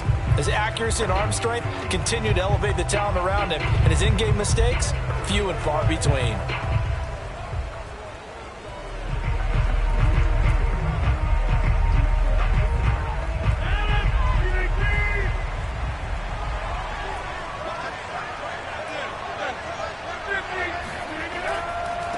Now the man from UTEP, this is Aaron Jones. And not much there. Maybe a yard up to the 24. Whenever we talk about the best strong safeties, one word constantly comes up, and that's instinct. Being able to diagnose run or pass and make the appropriate moves. He crashed down hard there. He was ready for that running play. Here's 2nd and 9, just a yard on that last run. Now Rodgers. And able to find Alan Lazard. Now that was pretty. They executed that curl route versus zone coverage, and that changes things a little bit because against man, it's often a tight curl, a tight, sharply run route. Against zone, you're just looking for that open spot, that dead area, so you may curl it a little bit wider just to get to that place. And usually a tight window. He fired a bullet in there for the completion. So they'll come up 1st and 10 now from the 33. Rodgers with a give. It's Aaron Jones. And this will be a Packers first down as he's got this up to the 45-yard line. Well, there's plenty of real estate for him to maneuver on that run, and let's face it, it shouldn't be a surprise. He's one of the better backs in the league. Had to come into this game with the idea, slow him down, otherwise it's going to be a long afternoon.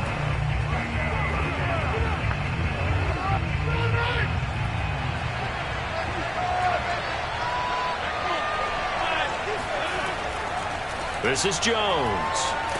And he'll maneuver his way forward for about 4. 2nd and 6.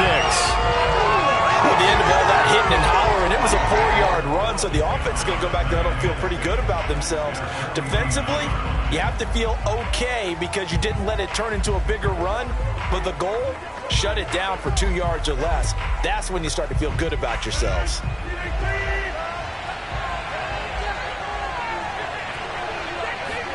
From just shy of midfield, Rodgers, his throw incomplete. From the snap, he certainly looked like he knew where he wanted to go with the ball, but surprise, that guy was covered. So that took his attention elsewhere to no avail. So after the 2nd down incompletion, they'll come up now against a 3rd and 6. Rodgers now to throw. And this is going to be incomplete. So the defense able to get off the field here on 3rd down. That is one of the goals of the game. They've got to be effective on passing downs. It's one of the few things defenses chart. How did we do on 3rd down? That's a nice start for them in this one.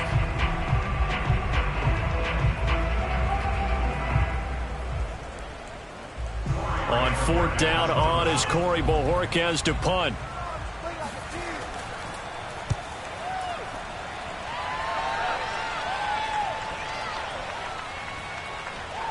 And a great job here. This is going to turn out to be a beauty. This is marked down at about the 3-yard line. The Cardinals making their way out, and it's the number 1 overall pick in 2019, Kyler Murray at the helm. So this is where we find out about the game plan and the trust factor, don't we? In this situation, the natural thing is take care of the ball. Run it inside. Everyone cover it. Just, get yourself some room and let your punter punt it out of there. But when you really got a QB you can trust, you might want to take a little shot early and try and create some space.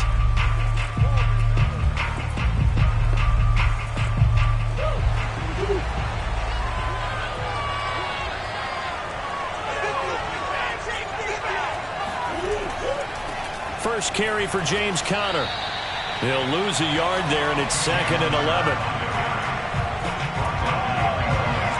Two things to watch. First is strength and being able to break out that initial contact. But at his size, once you slow his momentum, it's hard for him to get it started again and end up tackling him behind the line of scrimmage.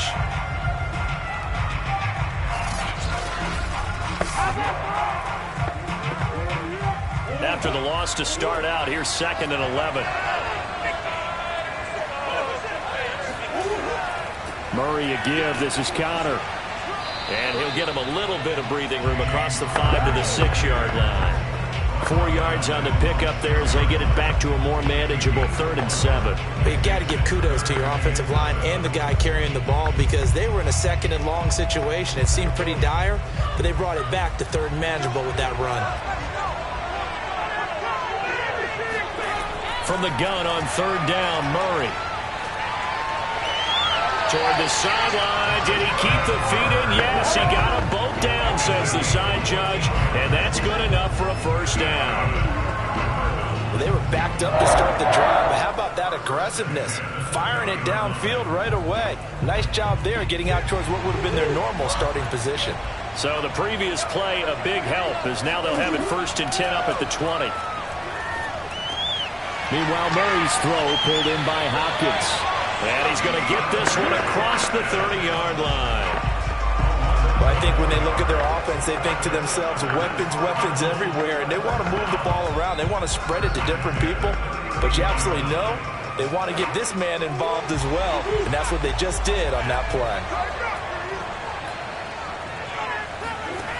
On 1st and 10, here's Murray. Escaping the pressure right. And he'll take this beyond the line of scrimmage as he slides to a hole. We're scoreless after 1.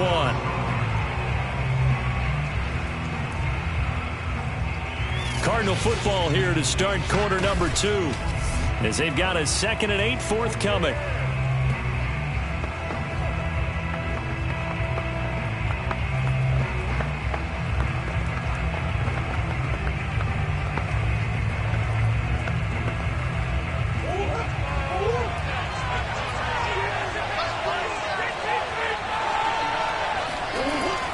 From the gun, a give to Connor. And able to use his blockers to get this up over to 40. Good work to pick up 7 yards there. That gets him into a 3rd and 1 situation. And that looked like some pretty easy yardage there right up the gut. And he's a guy that has some height to him. So when you don't have to drop a shoulder or create or get through contact or trash, makes it a lot easier to stay upright, see the field, and make a run as we just saw there. Caught by the tight end, Ertz. And he's going to have a Cardinals 1st down as they're able to get the 3rd down conversion. Gotta say, I was a little surprised to see him, Charles, come out in the shotgun on 3rd and less than a yard. Yeah, but the way the NFL is nowadays, we hardly ever see anyone really run for it on short yardage. So they're going to throw the football more times than not. That was a nice, easy rhythm throw right there, and they pick up the 1st down.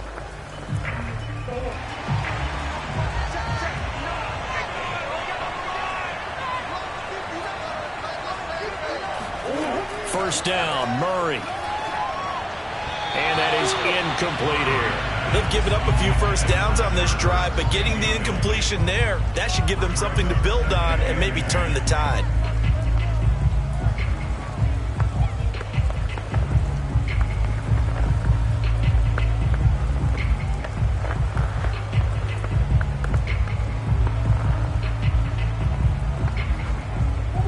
So now 2nd and 10 after the incompletion on 1st down. Now Murray. He finds Hopkins complete. 9 yards, and that leaves him just short, so it'll be 3rd and less than a yard. If you're going to blitz, likely going to leave you in man coverage with this guy, and that is less than ideal. It is, because just about any offense that has an elite receiver, if you blitz and have him in man coverage, you're going to him, even if he has an elite defender on him, because he usually knows where the ball is before the defender does. And he will have 1st down yardage as he's brought down at the 41. Well, partner, what do you think? Might have been 4-down territory if they didn't pick it up, but... Yeah, it's a moot point now. I was curious, so if they didn't get it there, would they have gone for it? I guess we'll never know. Yeah, we didn't have to make that call, but I have a feeling both of us would have said, go for it.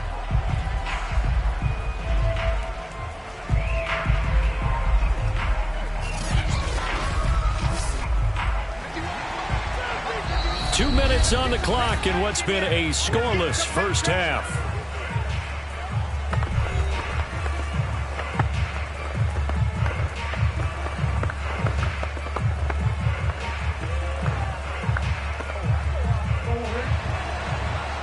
reminder, coming up at halftime, we'll check in with our Jonathan Coachman. He'll have highlights and analysis of the first half, and our highlights will likely be on the defensive side of the football here. Scoreless game. Now he's going to swing this one out to his running back, and he's going to get this down near the 30-yard line. Seems as if the passing attack's starting to heat up a little bit here in the second quarter.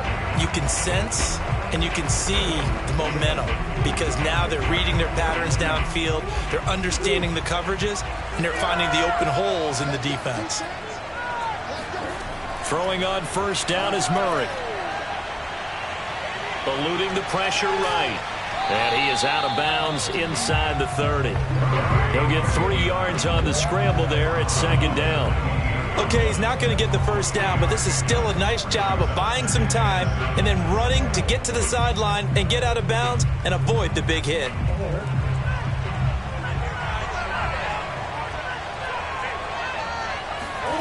To throw again on second down. Murray on the slant, complete to Green.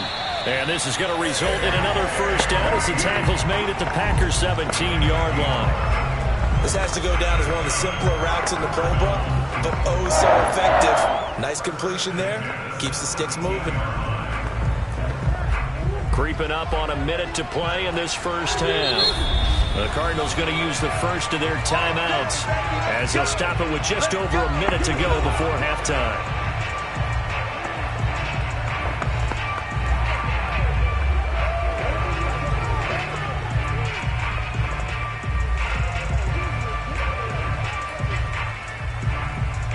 So from the 17 now, here's a 1st and 10. Here's Murray. He'll get this underneath to Edmonds. And he can't quite get there. Tackled down at the 1. Now the Cards going to call another timeout, their second, as the stoppage will come with a little under a minute to go in this first half.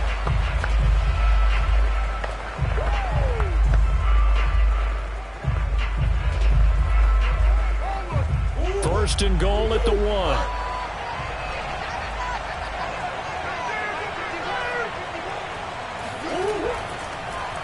They'll try to run it in, going option right. And this will result in him losing yardage. Back to the 3. It's a loss of a yard there, and it's second down. No question, he's so dangerous down here near the goal line. The safeties, they have to be involved in run support against a quarterback like this. And in turn, they're going to ask their teammates to be involved as well.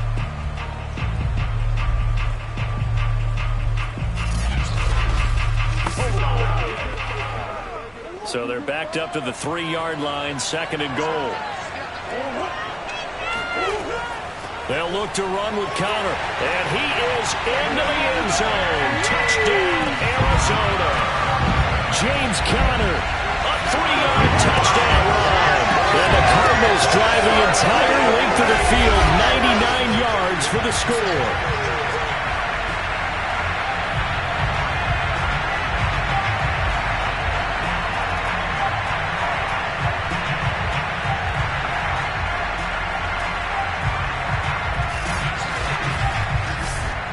Now Matt Prater for the point after.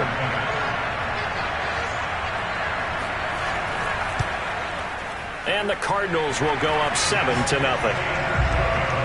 And what a drive that was. 16 plays all told. And it was a touchdown run by James Conner that was the exclamation mark.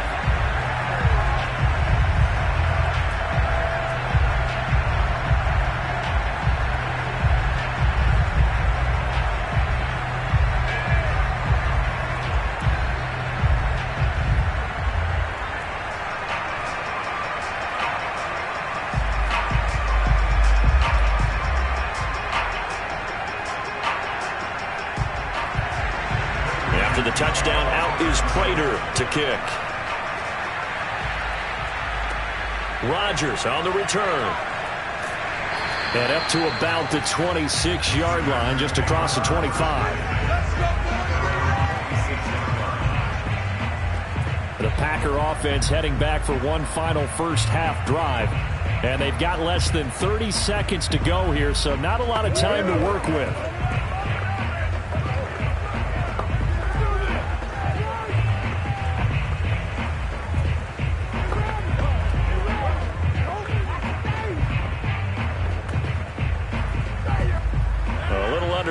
seconds to go. We'll see how they play it here on 1st and 10.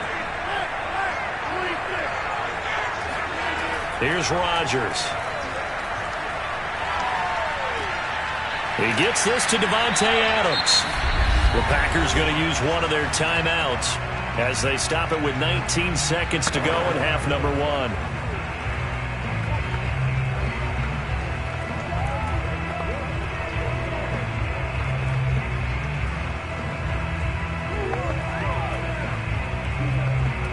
The big play to start him out has him at the 45 already. Throwing now is Rodgers. Man open, that's Marquez Valdez-Scantling. Now the Packers going to go ahead and use the second of their timeouts as it'll come with 15 seconds to play in the first half.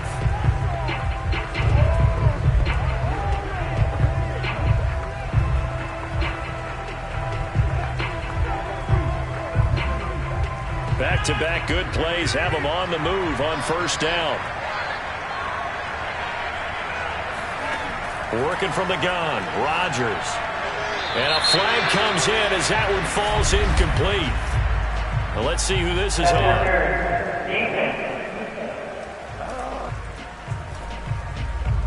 So they saw the contact before the ball arrived.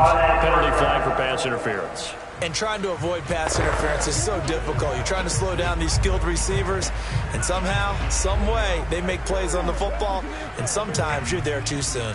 Line of scrimmage, the 31 now on 1st and 10.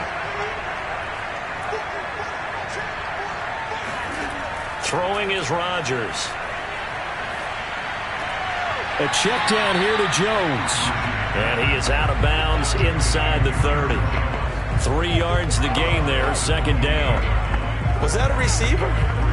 Yeah, actually it was. There's a running back who was a receiver on the play. Ikey's been spending time in the receiver drills getting his feet down. Well, those guys out of the backfield, they got to be good, agile with their feet. He showed the agility there with a toe tap. No doubt about it. It's like he'd been to ballet school. Got the toes down and stayed in bounds. And it is good. Oh, that one looked to be in trouble the whole way, but it does get over the bar. And they are on the board, but still trailing. It's 7-3.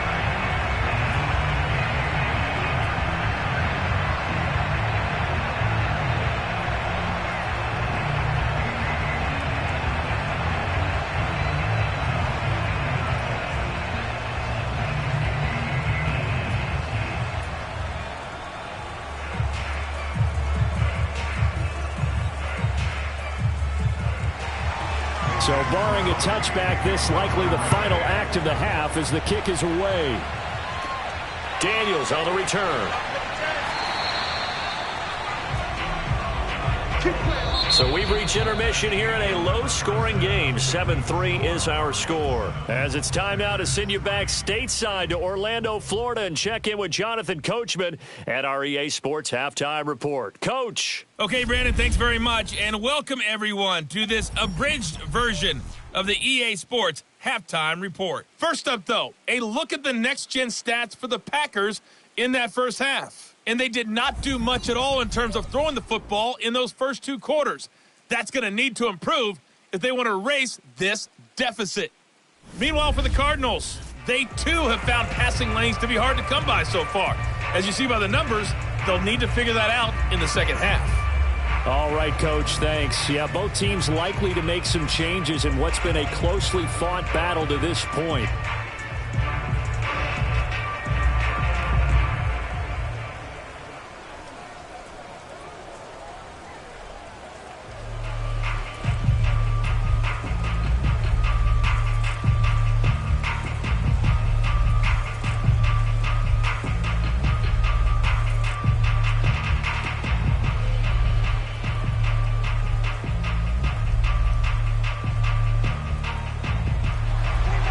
As they say here in London, all to play for as we are back underway in the second half.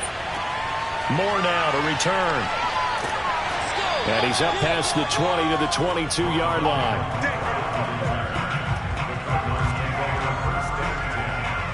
So the Cardinals offense back onto the field here for their second drive of the game. Their defense has done the job. Now it's the offense's turn as they've got it 1st and 10.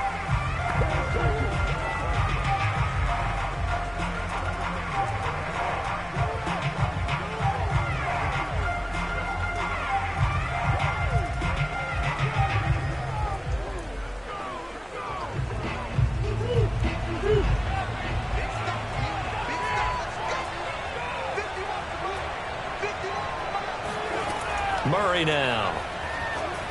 And that one off the mark behind him, incomplete. I think he's got to be careful not to force anything into coverage right there. There weren't really any throwing lanes, but the best part for him, he's got 2nd and 3rd down to fall back on. So after the incompletion on 1st, now 2nd and 10. From the gun, Murray. And the catch made by Hopkins. And he'll be taken down, but not before they work it across midfield. A big play there on the catch and run. And this was a nice example of an offensive coordinator scheming his guy open. Just a little underneath route, just trying to free up some space. And it worked awfully well. Got him not just space, but plenty of room to run after the catch to pick up really nice yardage. So into Packer territory now. Here's 1st and 10 at the 49-yard line. To throw is Murray. Flushed out right. And Murray with a smart move there at the end of the play. Picks up the 1st down and then slides to the ground. Partner, he was going through his progressions. Not there, not there. After about the 3rd one, he decided he better pull it down and run for it. And he slides down and avoids the hit for good measure.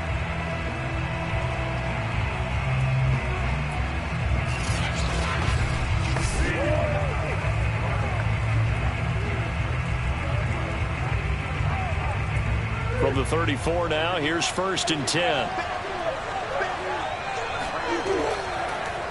Murray's going to keep it again. 6 yards there on the keeper. It's 2nd down. Well, you certainly have to give a little credit here because they're playing this game now at their pace. This is ball control football, sustained runs, taking their time and making it work. 4 yards remain for 2nd down. On the handoff, Connor. And inside the 20 before he's brought down. I hope we give enough respect to the big guys up front because they have been getting it done on this drive. The holes have been large, and they've been barreling through them, picking up 1st downs.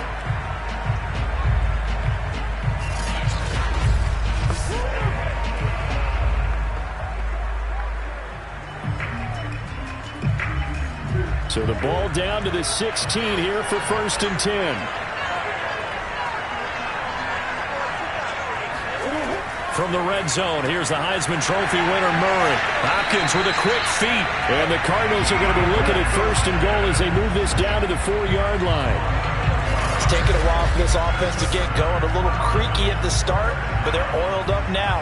A nice throw there, and they're really putting together a good drive.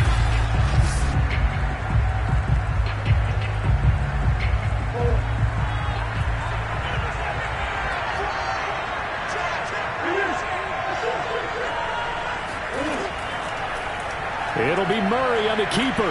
Able to fight, and he fights his way in, not giving up, and it's a Cardinal touchdown.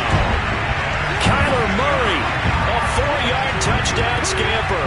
And the Cardinals take the opening kickoff of the 3rd quarter and drive right down the field to extend their lead.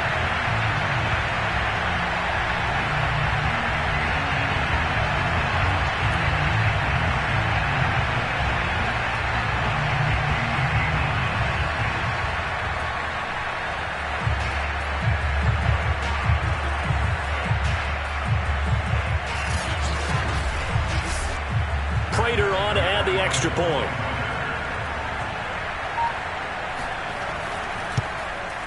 And this one's right through to make it a 14-3 ball game. So this drive spans 7 plays. And the play that polished it off was the touchdown run by Kyler Murray.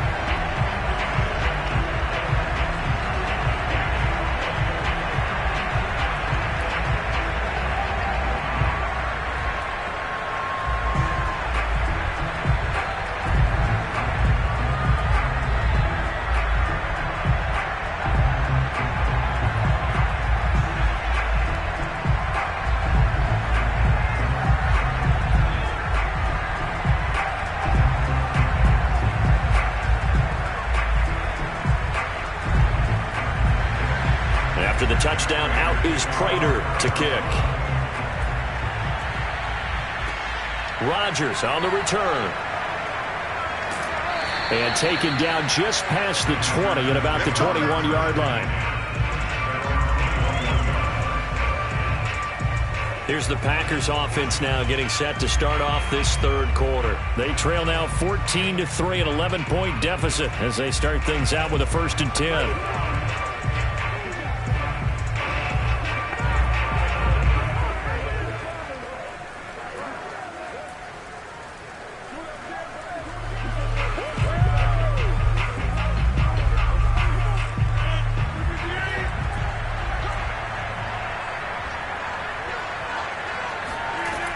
They'll try and get the running game going with Jones.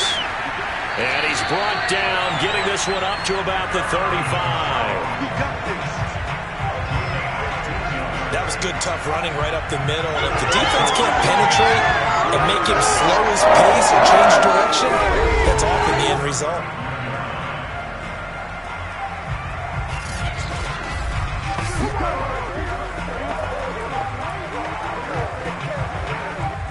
Ball up to the 35 now as they come up on 1st and 10.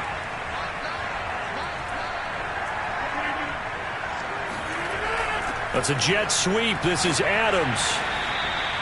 Just a yard on the 1st down carry, so it's 2nd and 9. Let's just make this one succinct. Nice job there. All 11 guys on defense diagnosing the jet sweep and putting it down.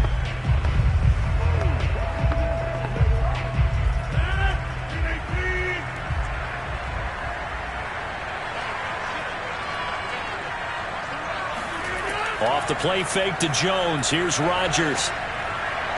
And that one not to be. It's incomplete. So they couldn't hook up as time has now run out on this third quarter of play. So they'll get a little extra time to come up with his 3rd down play as we played 3 quarters. We'll return with more after this. This is the NFL, and it's on EA Sports.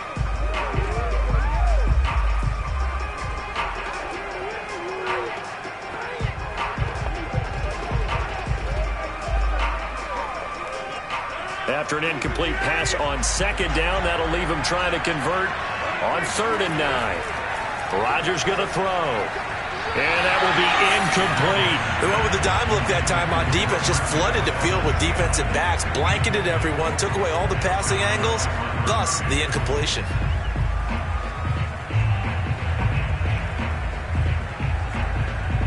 All right, they're going to try and keep hope alive here on 4th down. They're going for it.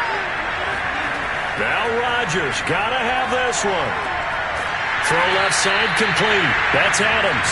And they bring him to the ground just shy of midfield.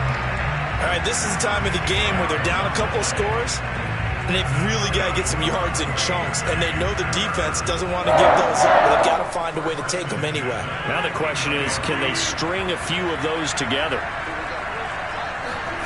Rodgers again now. He finds Randall Cobb with a completion. A good pickup there. 8 yards on the 1st down completion. Never make the mistake that the slot receivers, especially the little guys like we're watching here, are just quicker than fast. A lot of them combine quickness and speed, and they catch a lot of footballs, as we just saw there.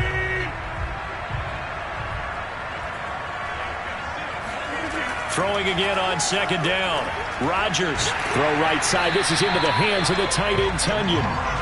That was a route run not just with dexterity, but with intelligence. Found the hole in the zone, made sure the quarterback saw it, and was able to make the sure catch and put the down marker back to 1.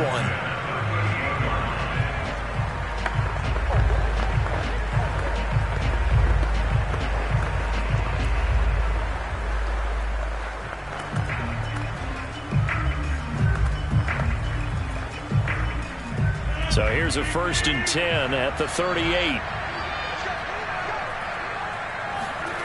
Again, they'll throw with Rodgers. This complete to Jones. And brought down, but not before they're inside the 25. This has been a nice answer to the touchdown drive against them a few minutes ago because they've come back and reestablished the tempo. A nice throw there, and they're putting together a very strong drive as a response.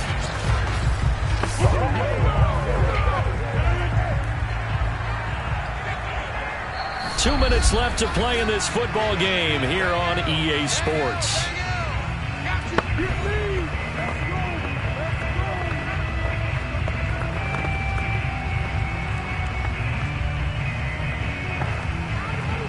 So it's Packer football here as we welcome you back.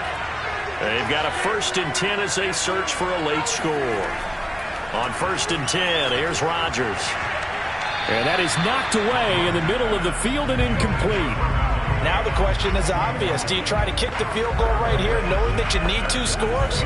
I would be thinking about it if I were on that sideline. Get the field goal now, try and get the touchdown later. An incomplete pass on 1st down. That leads to a 2nd and 10. They fake the give. Now Rodgers.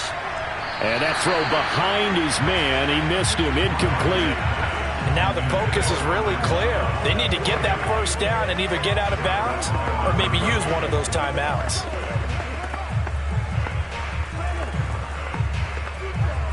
This offense was on the move. Now 2 straight incompletions have them looking at 3rd and 10.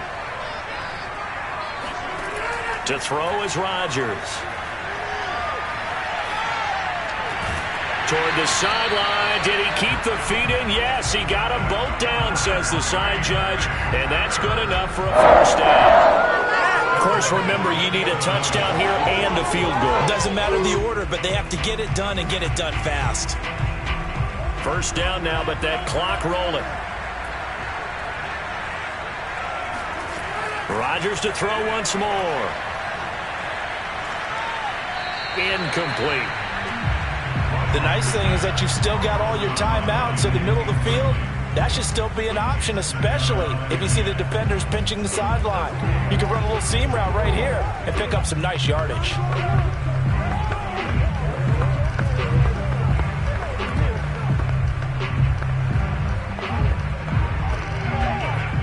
So they'll come up after the incompletion for 2nd down.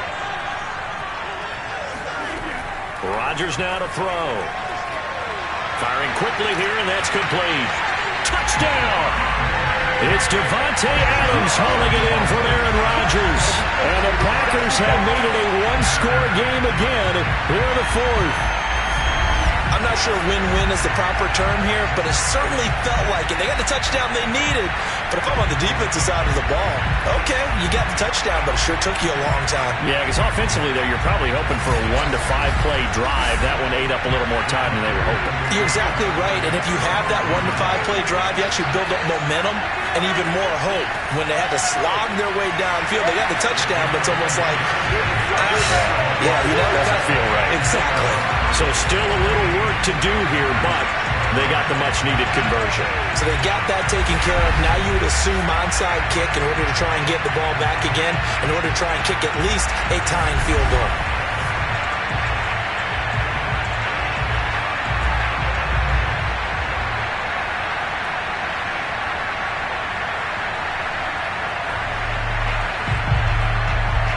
So they got their touchdown, now down a field goal. Here comes the onside kick. Then the Cardinals hands team able to secure the football. Well, 4th quarter, they felt like they needed the football back. Unfortunately, they couldn't get it. And I know we brought analytics into the game, and someone has said here that the data says that when a team's expecting an onside kick, 80% of the time, the team expecting it, they do actually recover the ball, which is what we saw here. I just wonder if that number is much more of a anecdotal type of a number. Kind of like when the coaches tell us, well, when you score on special teams, 93% of the time you win the game. I'm still waiting to see that number as empirical.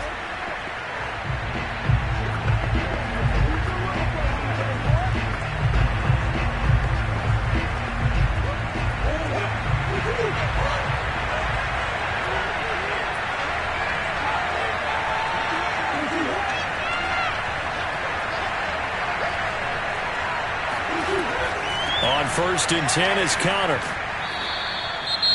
The Packers going to use one of their timeouts as they'll talk things over prior to this upcoming 2nd down play.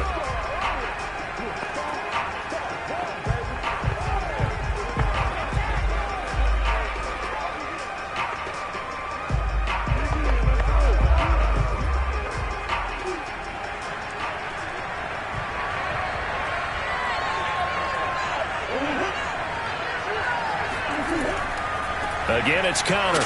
And this won't be enough to pick up the first. A gain of 2, 3rd and 1. Now the Packers going to go ahead and use the second of their timeouts as the clock will stop with 1:06 left to go in the game.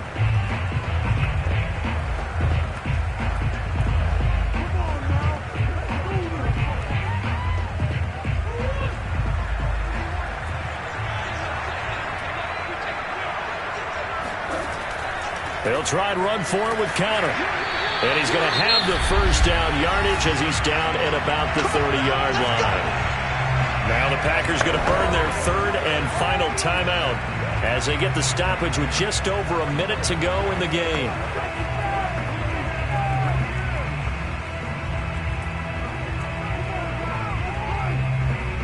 Not totally home free yet, but it's looking good as they come up 1st and 10.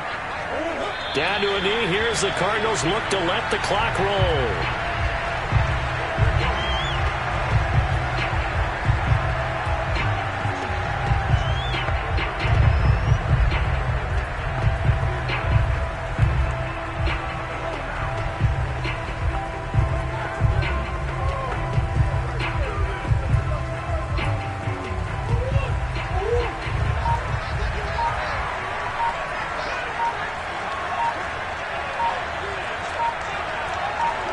Down to a knee goes Murray as that will just about wrap this thing up.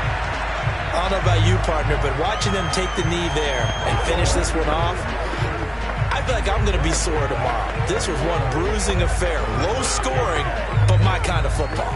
Not a work of art, but maybe in your world, a little bit of a work of art. You like the defensive side. I thought it was pretty. I can't help myself. I thought it was pretty. And it ends in a kneel down as the clock rolls down to zeros. So it's a win here for the Arizona Cardinals. And you look back over the score sheet, interesting. A very clean game, no turnovers by either side. An absolute rarity when we watch games now because defenses have put such an emphasis on taking the ball away. Well, what we saw here was offenses spending their time saying, look, you know they're coming for it. Ball security is paramount. So they worked on that, not just a week of practice, but I'm sure all during training camp. Make sure when you have it, tuck it away because danger lurks everywhere you turn.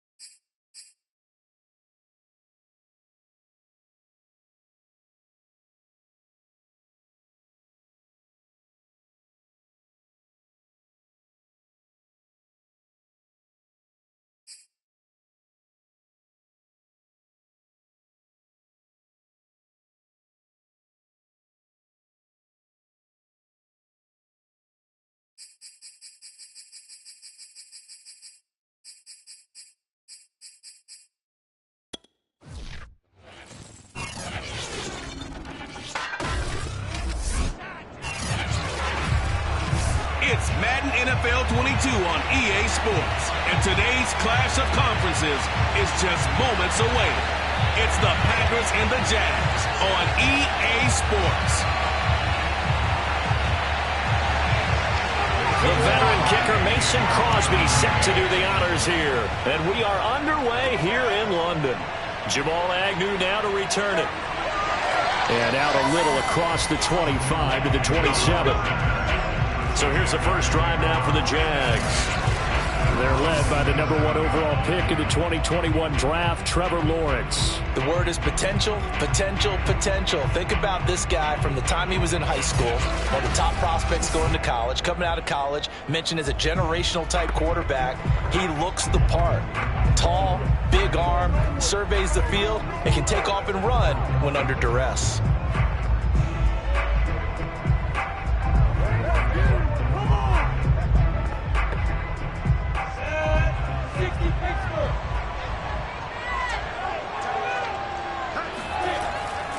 They'll run it. This is James Robinson. Only a couple for him there on the game's first play. It's second down. We talked about defenders, specifically linebackers, keeping their eyes in the right spot. He had that eye down the entire time. And you know that's not easily done because they throw a lot of misdirection at you. They try and fool you and get your eyes in the wrong place. But you're right about that one. He correctly figured that one out and made a really nice play. From the 29, Lawrence finds the open target, Arnold. And he'll be out of bounds right at the 40. Nice job, nice patience right there. Put him on the right side, let him work his way across, put the ball in his hands, and let him work his way upfield with a catch.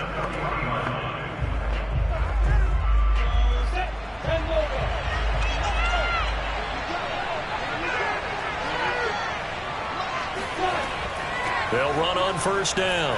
Robinson. It's a pickup of 4, and it'll bring up second down.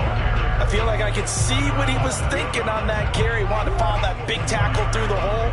Ended up only getting 4 yards on the carry. I think he had designs on that one being bigger. Now a second down and 6. Lawrence with the handoff to Robinson. And he'll get it out to midfield. Let's see, they'll spot it right at midfield at the 50. A quick burst there, and he nicely bit off a pretty decent gain.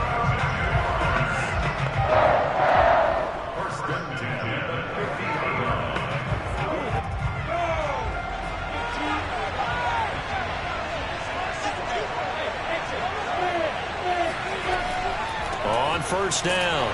It's Robinson, and he is met in his tracks behind the line of scrimmage. Officially, it's a 1-yard loss. That's going to bring up second and 11. But that's not an easy play for a defensive end because most of his responsibility has him getting upfield and working. But how about his vision to see where the play was going? Crashed down inside and tackled him for a loss. So after the loss of a yard, they'll look to push forward here on second down and 11. Now they'll throw it with Lawrence. And connecting here with DJ Shark. So the pitch and catch good for 11. And they'll be faced with a 3rd and inches.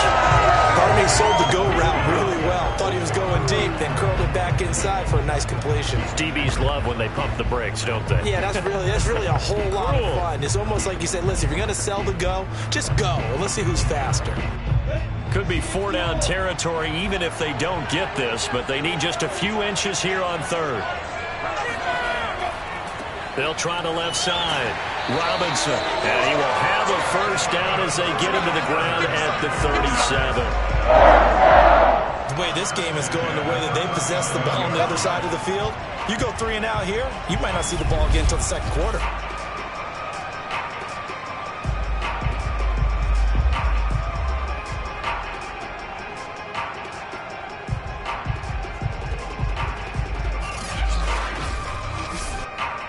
Line of scrimmage, the 37 on 1st and 10. On the run, it's Robinson. And the result here, a pickup of 8. Leaves him with 2 to go on second down.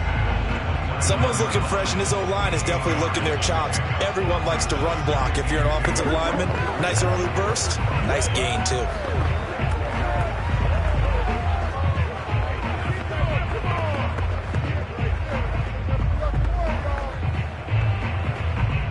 Eight yards the tally on that first down run. Here's 2nd and 2. A play fake for Robinson. Now Lawrence. Now he'll escape to his right. And Lawrence going to smartly hit the deck here as he is able to pick up the first down in the process. No score after 1 on EA Sports.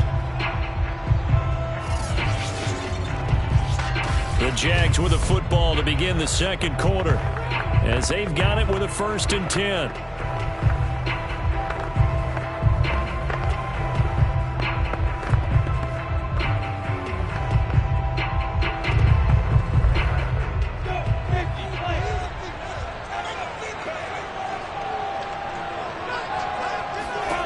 From the shotgun, Lawrence being chased out left. And he'll protect himself at the end here as he winds up getting pretty decent yardage. He'll get 10 there all on his own, but it'll be 2nd down. Well, he did a nice job keeping his eyes downfield, waiting for someone to get open. But once the pressure forced his eyes down to see the rush, it was time to make a break for it. Options galore here, 2nd and a few inches.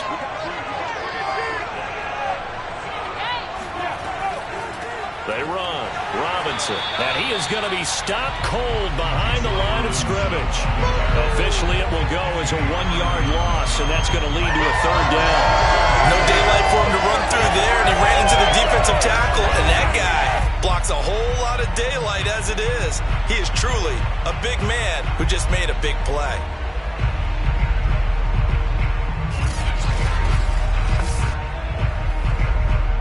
The 13th play now coming on this opening drive. Here's 3rd down. They'll try the left side. Robinson. And he gets the first down yardage before he's brought down just outside the 10 at the 11. I like this focus there because he wasn't thinking about breaking that one big. All he thought about was, I need 1. Let's go get that. Ended up picking up 2.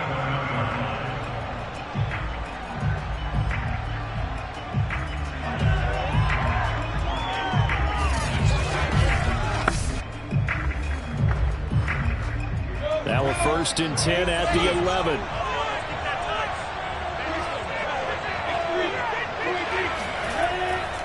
They'll try the left side. Robinson. And he'll fight his way down inside the 10 to the 9-yard line. 2 yards on the pickup there. It'll be 2nd and 8. Defensively, we always know that he is tough in run support, and I think the way that he gets there is he understands what an offense is going to do before the ball's even snapped. A great job of scouting prior to the game, then reading, reacting, and taking the right path to the ball carrier.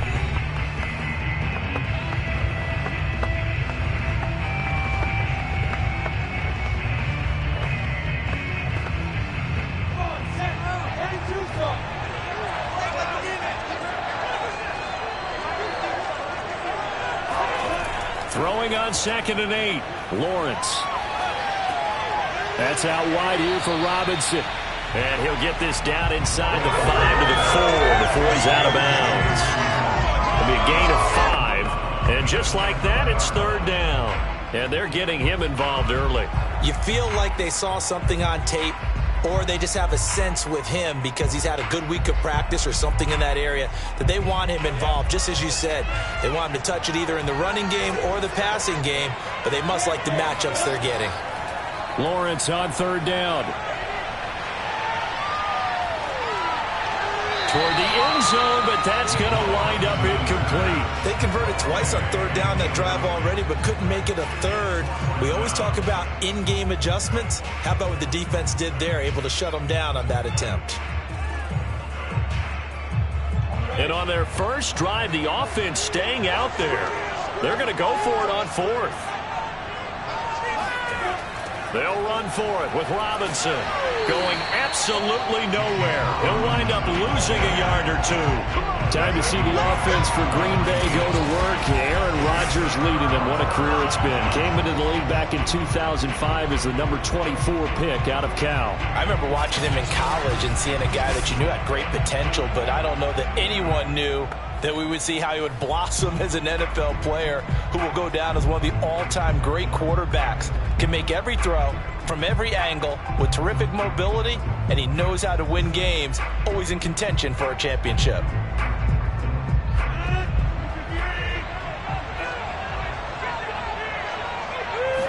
Rodgers. He gets this to Davante Adams. And he'll go out of bounds after getting this across the 15. And they were backed up to start the drive, but not anymore. Now, that's the play call that the offensive coordinator had in his head. You saw the end result. He wanted to go ahead and push the ball downfield, and that's what they did. And they wound up with good yardage there to get things rolling. Rodgers now on first down. And that one's going to be off target and incomplete. A lot of times it's that first read that you have. Maybe you get it in pre-snap, and he locked in on his target, but he was covered quite well, and that one's incomplete.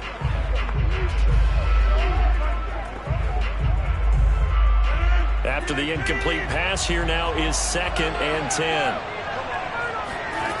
Shotgun now for Rodgers.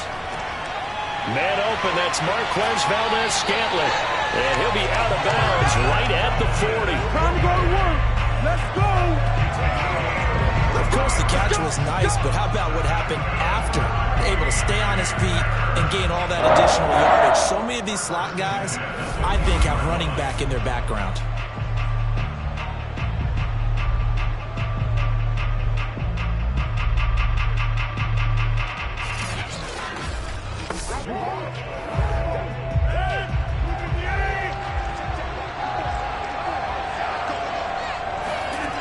And again, it's Rodgers. The left side throw complete to Adams. And he'll be taken down, but not before he works it past the 50. And forget about the run to set up the pass. They're just coming out throwing. Forget trying to set anything up. They feel like they have the advantage. They feel like they have the matchups, and they're just attacking right now. Yep, going to the air on the opening drive. On first down, Rodgers. This one swung out here to Jones. The Packers going to use one of their timeouts as they'll stop it with exactly a minute to go before halftime.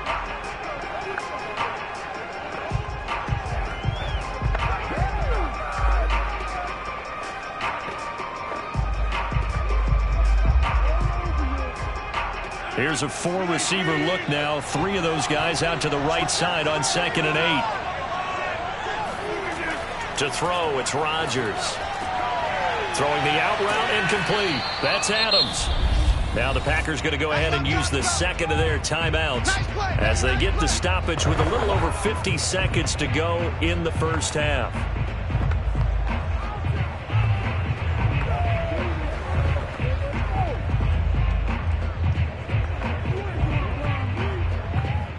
So 3rd and 2. This quite possibly 4-down territory, though, if they're stopped.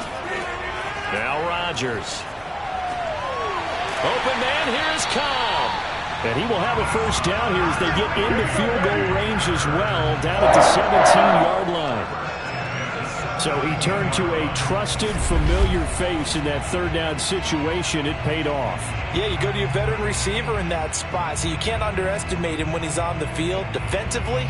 Make sure you know where he is because he understands how to get open in key situations. So from the 17 now, here's a 1st and 10. Into the red zone, it's Rodgers. And that'll be caught by St. Brown. And he'll take it from the 18 to the 15, a gain of 3. Now the Packers going to burn their 3rd and final timeout as they stop it with 16 seconds to go in half number 1.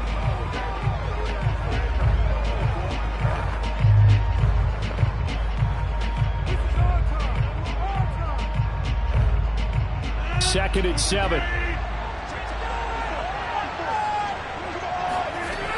Working from the gun, Rodgers. And he's not able to get away. Sacked back at the 22. The corner blitz gets there as he goes down for a loss of 7.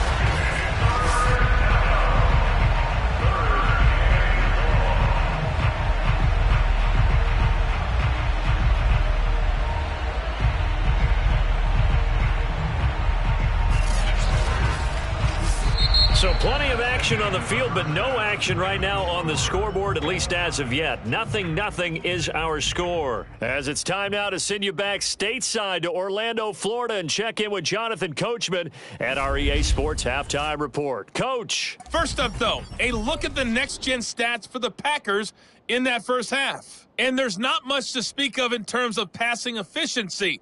But in a tie game, they know a few tweaks could make a big difference going forward. Meanwhile, for the Jaguars, we get a look at their numbers on the ground in that first half, as they'll be looking to rev things up here in a tie ball game. Okay, Coach, thanks as always. This one's still anyone's game as we welcome you back for quarter number 3.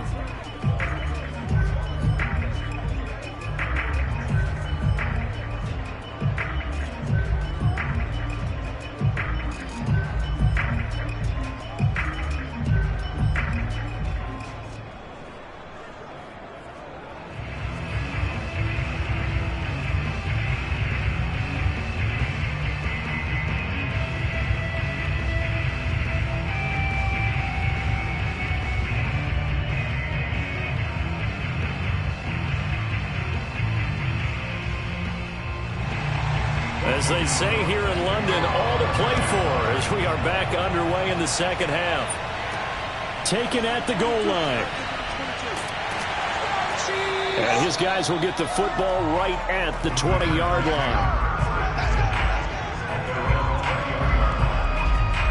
Well, the Packers ready to go to start quarter number 3. And we thought this game had the potential to be tight, maybe not this tight, scoreless as we start the third quarter. And I love the way you use the word tight. I'm going to take it a little bit different direction here because it's not just tight on the scoreboard. I think both offenses have been tight in how they've played this game. No one's been loose. No one's been free. They've got to find a way to make some plays, and I don't think you do it if you're really tight in everything that you're doing in the game. Rodgers now on first down. Drops it to Jones in the flat. And he stopped right at the 25 after a gain of 5. All defenses worry that whenever anyone catches the ball and has a head of steam come out of the backfield, it could turn into a big play with missed tackles or he runs through people. But they were right there waiting, and they stopped him for a minimal gain. Here's a 2nd and 5 now from the 25.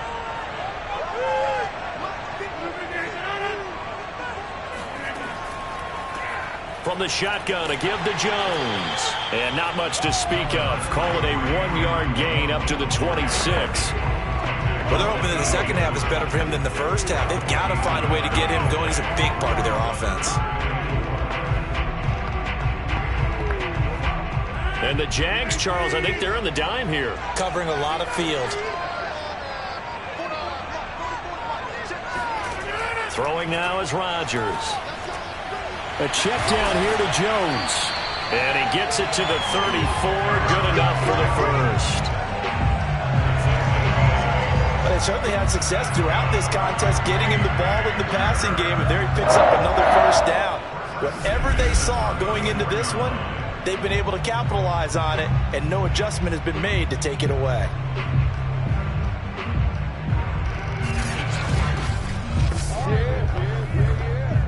From the 34 now, here's 1st and 10. Out of the shotgun, it's Jones. And they're going to stop him right at the line of scrimmage. Just no cutback lane to be found whatsoever. 2nd and 10. Looked like he was trying to bounce it outside, but no success. Yeah, sometimes you got to just figure out where you're going to go, and sometimes you just have to take it to another spot. In trying to get it outside, the defensive pursuit was there and just ran him down. Rodgers going to throw. Got an open man. It's Valdez-Scantling. And getting this just shy of midfield. They'll spot it at the 49. They should have put the coverage guys in a stress on that one. They thought they were going deep. Ends up curling inside for a nice chunk of yardage.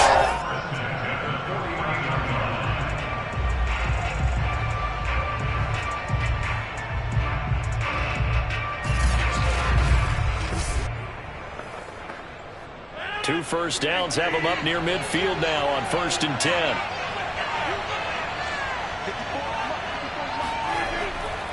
A give to Jones. 5 yards is the tally on 1st down. That brings up 2nd and 5. I'd say they've got to find a way to get him going. He's such a big part of their offense. I wonder if they might throw it a little and come back to the run. Anything, because you're right. He's pretty much been completely neutralized. After the pickup of 5, here's 2nd and 5.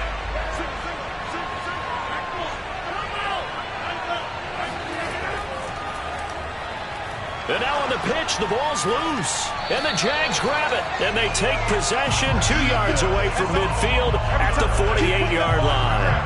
And that, Charles, you'd have to think a pretty avoidable mistake. You're exactly right about that, partner, because it all comes down to covering up the football. Look, turnovers are going to happen. They're inevitable. But in a tie game in the 3rd quarter, those turnovers can change the tide of the ball game. And now it's up to their defense to try and bail them out. Got to take care of the rock. So time to see Jacksonville again on offense for the 2nd time here in this game. And this offense last time turned it over, went for it on 4th, didn't get it. They're lucky, though, because no points against the team on the board, but we'll see how they respond. Yeah, they've got to get a lot of credit to their defensive teammates, don't they? They had their backs on that last series, and because they did so, that allows the coach to still stay aggressive on offense and maybe go for it again in a similar situation. I was going to say, maybe makes that offense feel good when you know you've got a defense making stands like that. Yeah, that'll loosen up things a little bit, won't it? Maybe you'll play a little bit better the next time you have the ball. Call it a full 3 yards in the wrong direction there. Brings up 2nd down. This defense is just flat getting after it. They have not given up much of anything in the run game. Case in point right there.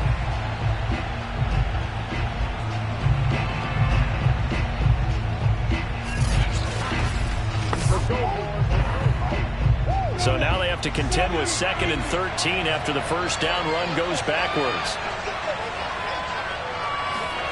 Lawrence. Packer pressure, and down he goes. Rashawn Gary. It'll go as a loss of about 8 as he gets in there to drop him.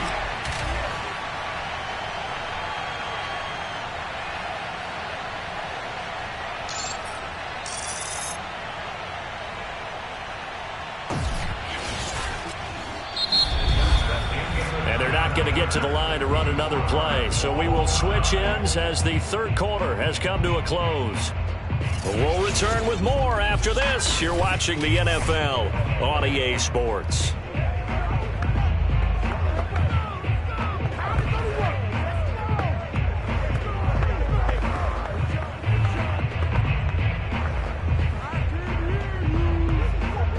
So now after the sack of Lawrence, the Jags looking at a 3rd and long. Now on 3rd and long, they'll look to throw. He finds his man, complete. It's Arnold. And he's going to be taken down with a marker on the field. So let's see about the call. So instead of giving them another 3rd down, they'll decline it, brings up 4. Now that's smart football right there. You don't even have to really spend a lot of time considering it. Just know that you're probably going to get the ball back. Good job declining that penalty. Here's Logan Cook now, as he should be able to pin him back deep here with his first punt.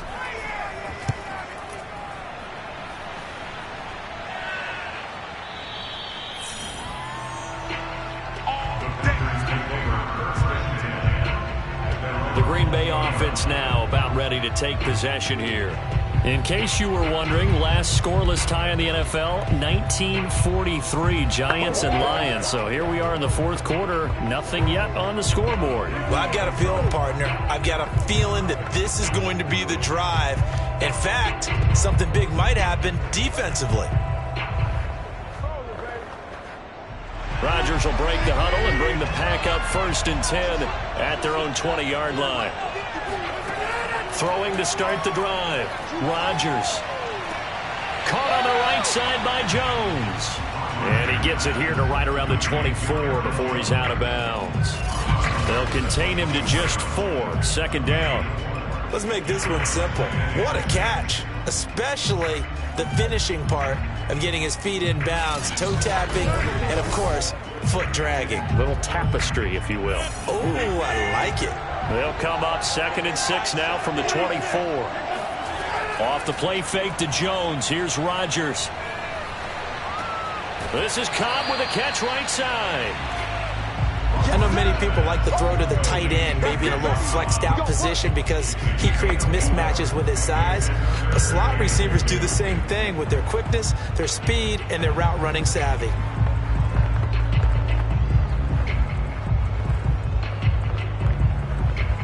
This is 3rd and 2. Maybe the biggest play in this football game.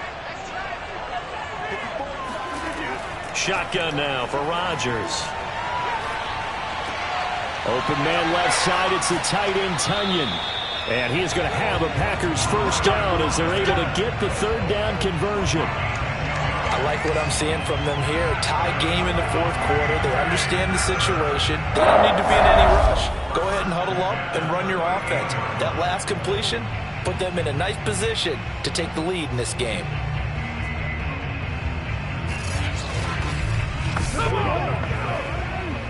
So here's a 1st and 10 at the 38.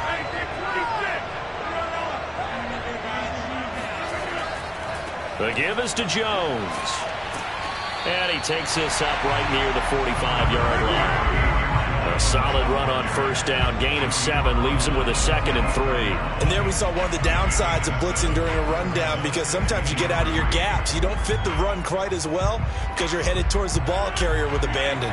A good run got 7 on 1st. Here's 2nd and 3. Here's Rodgers. And this is caught. Mercedes Lewis with a grab. And he's able to take it across midfield before going out of bounds.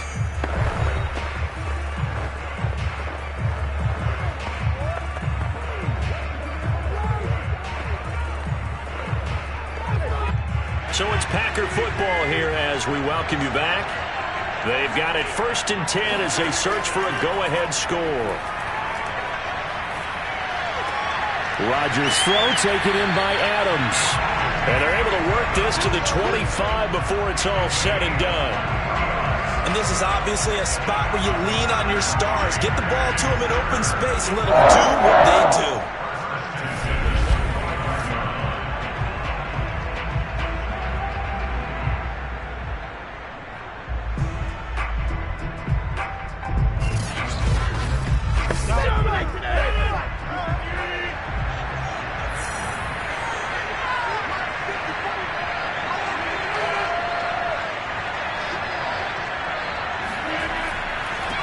Dillon now on 1st and 10. And he'll manage to pick up about 4. It's 2nd down. The Jaguars going to go ahead and use their first timeout as they'll talk things over prior to this upcoming 2nd down play.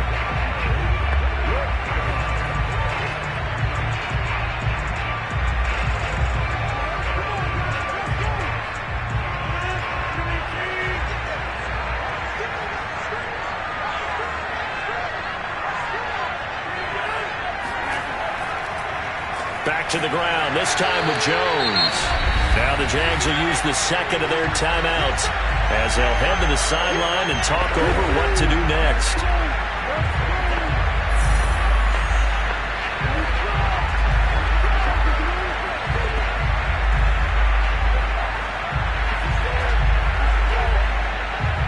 Now play number 8 on this drive, and they need 9 yards to pick up the first on 3rd. Again, it's Jones. Shifts by him. The Jaguars now will use the last of their timeouts as they'll head to the sideline and talk over what to do next.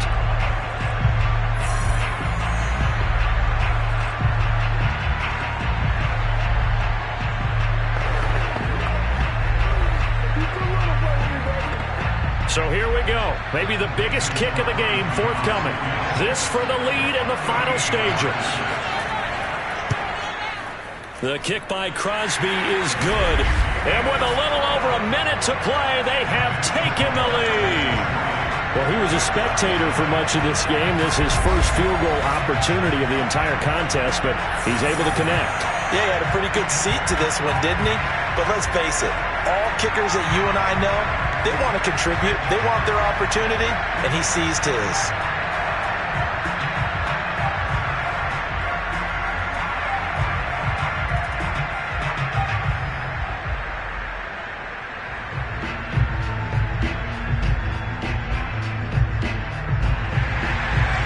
made field goal. Now Crosby will do the kickoff duties.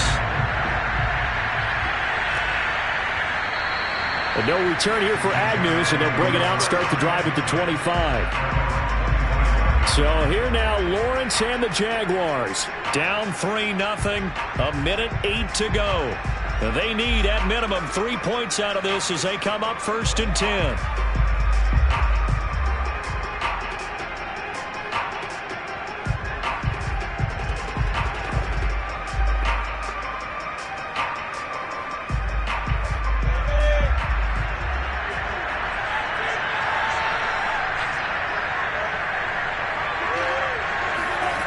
Back to throw. Forced out to his left. And he'll be out of bounds across the 30-yard line. The improv on the scramble there gets him 6, and it'll be 2nd down.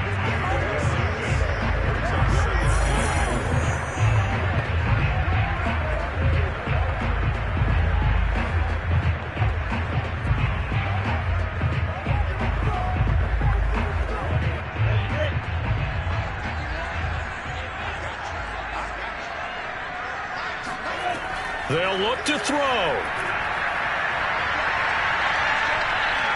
Buying time to his left. And he's able to get this to the 40-yard line before he's out of bounds. Late in the game, defense trying to avoid a big play. He's able to work out of the passing game, turn it into a run, pick up the first, and stop the clock as well. And you know in this situation, everything is sped up. The intensity, the thinking, everyone's movement. But for a quarterback, he has to continue to be what we call a flatliner. Level in everything he does and read the clock, feel it in the pocket, and go at the appropriate time.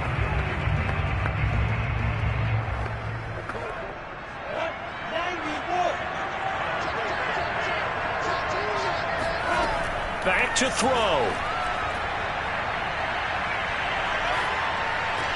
Finds the open target, Arnold.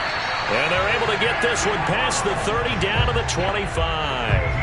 Harden, you got to like what they're doing right there. Little by little, they're getting closer. Another good pickup.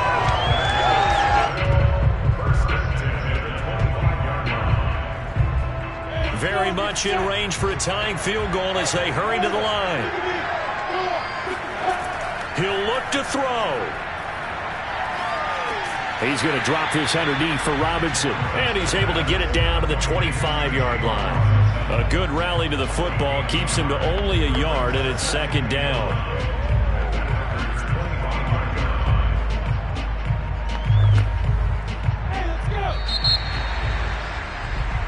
So it's all over. A Green Bay victory, and not all W's are created equal, CD, and this one came in shutout fashion. Well, their offense certainly didn't need to do anything, right? They could take the day off, and they did.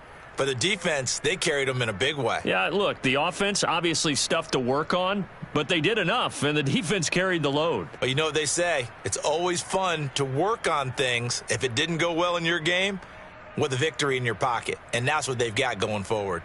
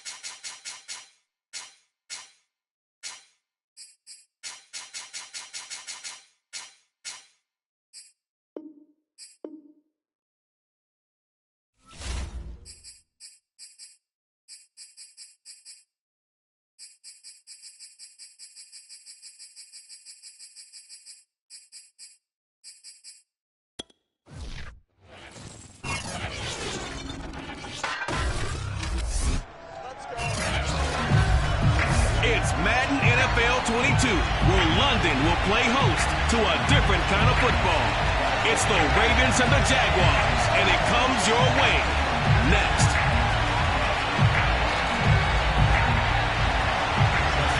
Justin Tucker set to boom this one away. And we are underway here in London. And no run back on the opening kickoff. It'll come out to the 25. So here's the first drive now for the Jags. They're led by the #1 overall pick in the 2021 draft, Trevor Lawrence. The word is potential, potential, potential. Think about this guy from the time he was in high school, one of the top prospects going to college, coming out of college, mentioned as a generational type quarterback. He looks the part. Tall, big arm, surveys the field. It can take off and run when under duress.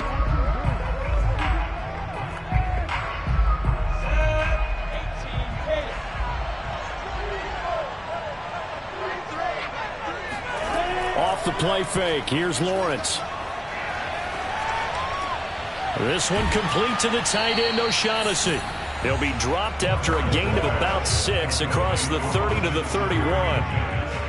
Nice rhythm throw there on first down. He located his tight end, made a nice easy pitch and catch. Hoping he can break a tackle or two. Wasn't able to do that there, but still good yardage. Second down and 4.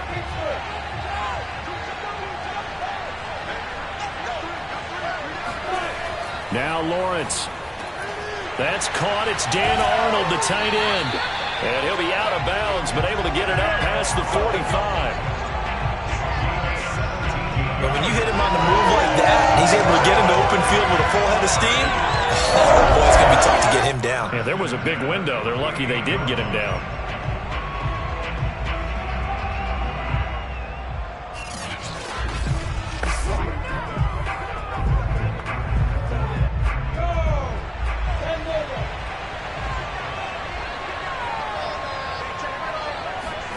On 1st and 10, it's Lawrence.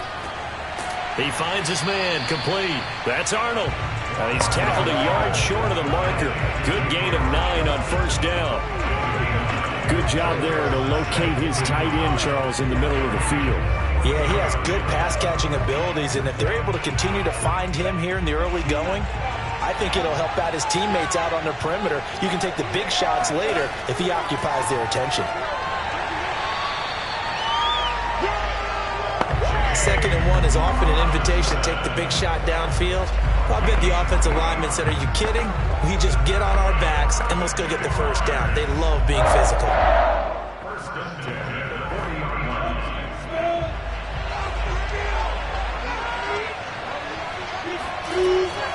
First carry for the Clemson man, Travis Etienne. And he'll work this forward for about 3 at 2nd down. Well, there's just a pile of bodies there, and that's when you kind of find out who's a tough guy, right? Who can stand up and make a play. It was only a 3-yard run, but for both sides, they had to walk away from that feeling like, okay, I can stand up when the going gets tough in here. On 2nd and 7, Lawrence. And he works his way past the line of scrimmage and then slides to a halt. He'll wind up with positive yardage. It's a gain of 3, but now it's 3rd down. Now, how about that play? He took a possible negative and turned it into positive yardage and slid down to avoid taking a big shot. Excellent job getting down and avoiding the big hit.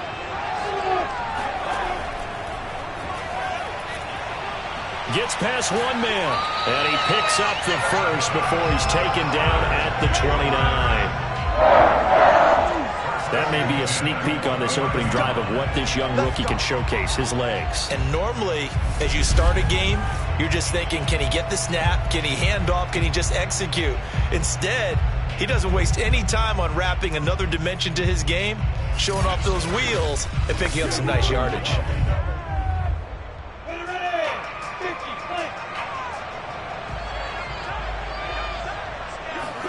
And now they'll throw it with Lawrence.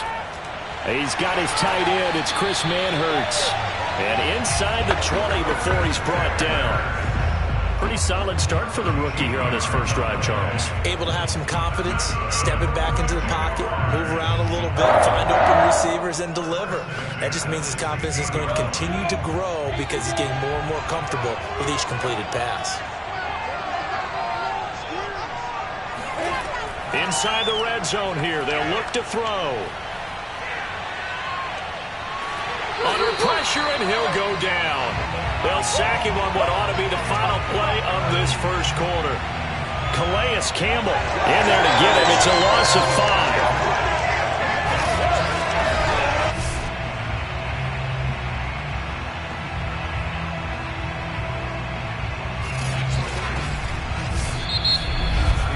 We're scoreless after 1.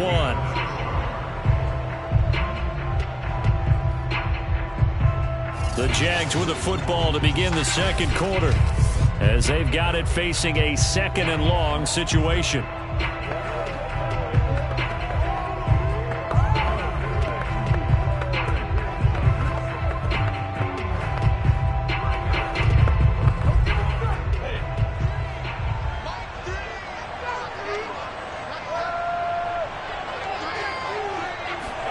Another try after the first down sack.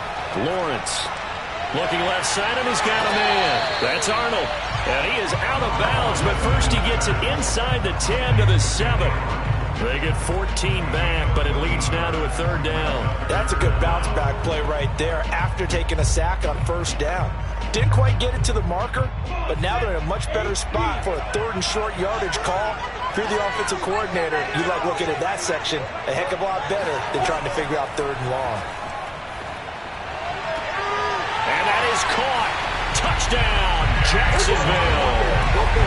Dan Arnold there to make the grab. And the Jaguars drive right down the field and score on the opening drive. Walking into the stadium, we saw a ton of people donning the jerseys of this rookie quarterback, so you know they love that opening drive, and he throws a touchdown pass. You get a little bit of confirmation about what they had hoped, right? Because they thought they had a quarterback. They're thinking they have a quarterback. You do this, they believe they've got a quarterback. Look up, elbowing each other up in the stands. That's our guy. Extra point right down the middle, and it's now a 7-0 game. So that one a long 11-play drive, and it culminates in a Jags touchdown.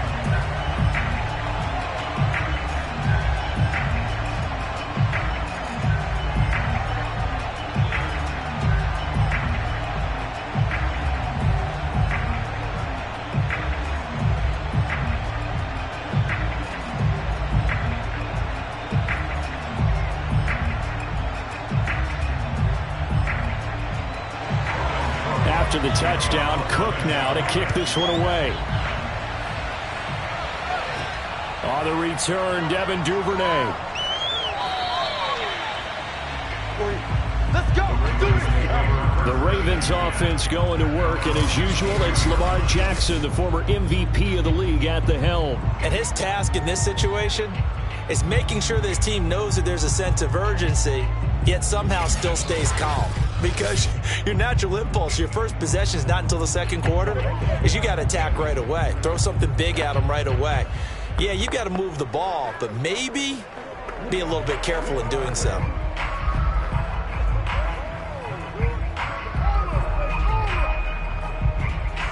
Jackson and the Ravens come up now 1st and 10 at their own 22. Off play action, Jackson. And he's got his receiver. That's Sammy Watkins. And down he goes, but he takes it up to the 40. He went in route there from the slot for the completion. Love how he runs his routes because it's all setting up your defender. Give him a little something one way, take it the other way. Head and shoulder fake. Sometimes you make one step to the outside, then break it inside. Really well-run route. So quickly all the way up at the 40-yard line.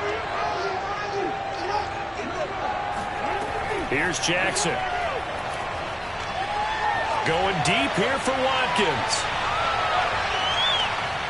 And he knocks the ball away, and it falls incomplete. Similar to a shooter in basketball who just connected on the previous shot. They run another set for him on the next play. Now, we had a guy who made the catch. They tried to get the big one downfield, but came up empty. So now 2nd and 10 after the incompletion on 1st down. Again, Jackson will keep it. And he will be brought about the 43 that time. They do get a couple, but they'll be left staring at a 3rd and 8 coming up. Typically on the read option play, when we talk about responsibilities, we're talking about what the quarterback has to go through. How about the inside linebacker, though? His job on this play, shadow the quarterback and hold him to a short gain. Did it to perfection. And on 3rd and 8, defensively, they're going to beef up the secondary. 6 defensive backs. Now Jackson. Jaguar pressure and a Jaguar sack. Josh Allen in there to drop him for a 6-yard loss, and that will lead to 4th down. It seemed like he kept going through those progressions, and I thought he might dump that underneath, but he couldn't get rid of the football in time. And I have to wonder if he was thinking while he was back there, I wish there were a lot less progressions on this play, just someone that I could dump the ball to and get it out of my hands. The Jaguars going to go ahead and use their first timeout. So as they take it over, we step aside.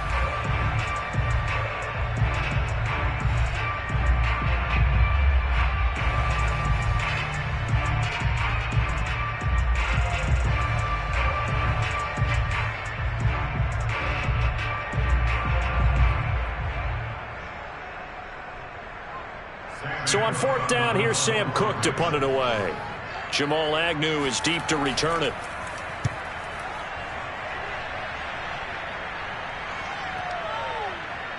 And a nice job here to down this one right on the 5-yard line. That punt was near perfection as it checked up inside the 5-yard line. You never know where these things are going to go, do you? No, what was it? You got a John Heisman quote about that, yeah, right? He said the football is roughly a prolate spheroid, which means it's going to bounce funny, and you never know where it's going to end up.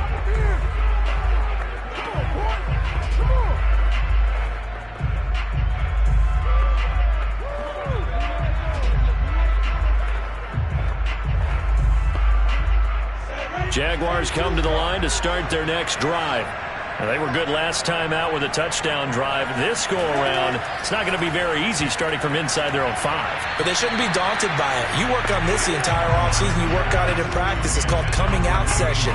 Start the ball inside the 5, start on the 5, on the 10. They should be ready to go. Tremendous coverage there. Just did not catch the football and complete the interception. But what do they say all the time? If he had really good hands, he'd be playing offense. Lawrence, now this is ETN on the draw. And once again, they stop him behind the line. Great job by this Ravens defense.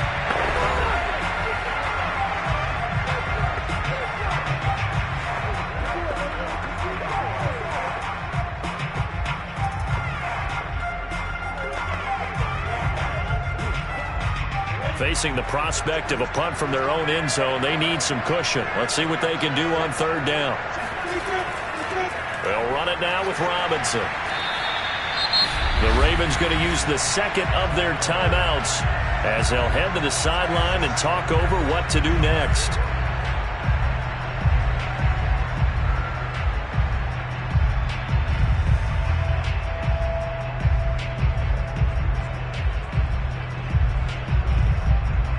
Here's Logan Cook now. And no room for error here as his first punt comes from deep in his own end zone. And he's able to get it out of there, and this is a pretty good kick. 51 yards on the punt there. And the Ravens, they'll take over. Baltimore set to take over here for their second possession of the game. The crowd may be losing just a little bit of the edge after back-to-back punts. They want some big plays. They want to see some offense. They want to see somebody break away, whether it's through the air or on the ground. Now it'll be interesting to see where the patience is on both sides. Each head coach, can you hang in there and not try and force something that could put your team in some jeopardy? Good starting field position for them here as they come up 1st and 10 at the 40. Now it's Jackson. And that is incomplete. Oh, the coverage a little too good there, and it's 2nd down. This defense is not going to make it easy for you. They're a physical group, and we just saw it there on that play. It came in, made the contact, just as he's trying to haul it in. So after the incompletion on 1st, now 2nd and 10. From the gun, it's Jackson. That's complete. It's Devin Duvernay. And he'll be taken down, but not before he gets into enemy territory. And that's a more than acceptable read right there because it's zone coverage, so timing is everything. This time he waits for his man to come open, puts it right on him, and they pick up a first down. Creeping up on a minute to play in this first half. On 1st and 10, it's Jackson. He's going deep for Brown. And that'll be caught. Touchdown, Ravens. It's Hollywood Brown. Hollywood, Marquise Brown, 47 yards. And the Ravens are on the board here in the final minute of the first half. Well, for all the deserved accolades Lamar Jackson gets for his running prowess, his deep ball, it's really a thing to behold as well. And as that ball was hanging in the air with the receiver streaking downfield to meet it, here in the stadium, you could just sense the crowd thinking, oh, no. And their worst fears were realized as that one turned into a long touchdown. Tucker able to connect on the extra point, and we are tied here in the second quarter.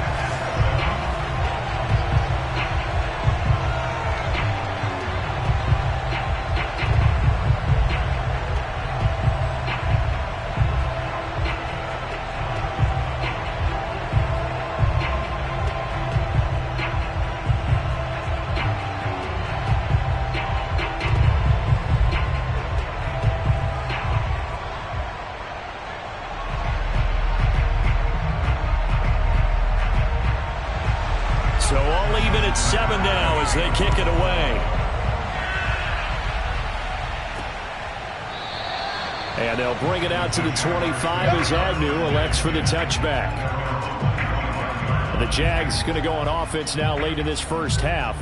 And with a little under a minute to play, they may be looking to pick up some yardage here, maybe try and come up with a field goal to seize the lead before intermission.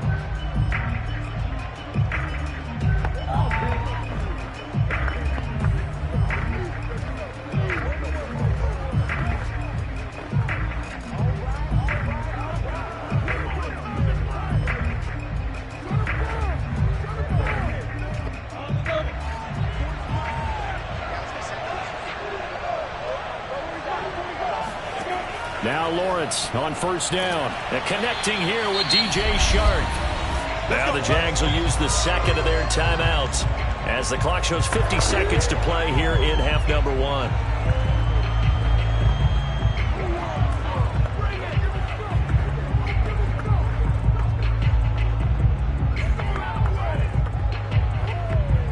Ball up to the 35 now as they come up on 1st and 10.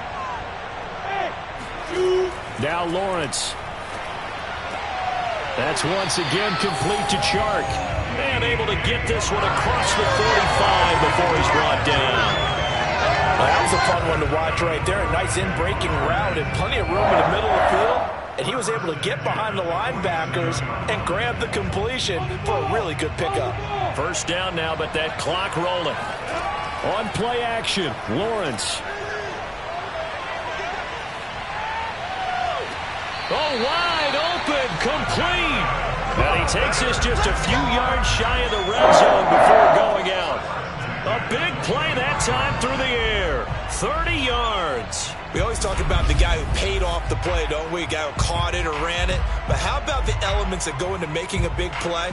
This one in particular, able to scan the field. Pocket held up nicely. What a terrific job by the offensive line. The route, well run, and the football, right on the money. So the big play gets him all the way down to the outskirts of the red zone here for 1st and 10. Throwing again here, it's Lawrence. And that is incomplete. Down to 15 seconds now. And partner, to me, that one was all about timing. If he's there too early, it's going to be a pass interference call. If he's too late, it's a completed pass. He was Johnny on the spot on that one. An incomplete pass on first down. That leads to a 2nd and 10. Here's Lawrence. On the slant, this is Chark. The Jaguars now will use the last of their timeouts as they stop it with 11 seconds remaining in this first half.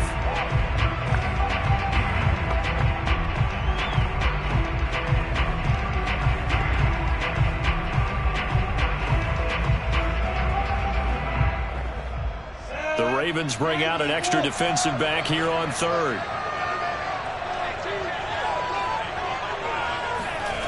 Here's Lawrence to throw. He'll drop that underneath to ETN. And flags come in as he gets forward for about 3 yards. Let's check on the call.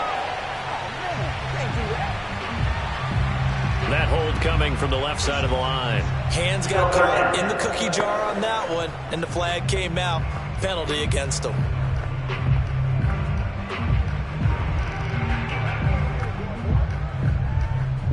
So on third down, the field goal unit will come out as they'll try to get 3 before half. This from 42 yards out. And his kick is good. And they take the lead here now at 10-7. So a good kick there, and they put the bow tie on it with 3 points. And let's face it, everybody wants a touchdown. We know that. But in the NFL, defenses are awfully good. You're not going to score each and every time. Be able to knock the ball through the post and take the 3. By the way, I said bow tie. I meant just bow. Either way. Not the tie, but yeah. Either way. You got it. I just went right past it.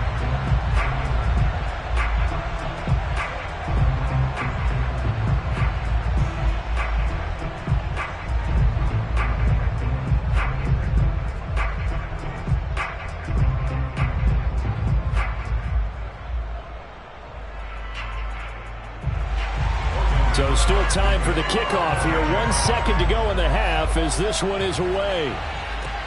On the return is Duvernay.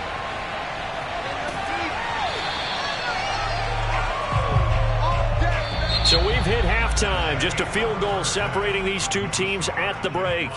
As it's time now to send you back stateside to Orlando, Florida, and check in with Jonathan Coachman at our EA Sports Halftime Report. Coach. Okay, Brandon, thanks very much. And welcome in, everyone, to an abbreviated version of the EA Sports Halftime Report. First, let's get a check on the next-gen stats from that first half for the Ravens. And they did not do much at all in terms of throwing the football in those first 2 quarters. That's going to need to improve if they want to erase this deficit. Meanwhile, for the Jaguars, they had a little more success than their counterparts did in the passing game, as evidenced by the numbers there.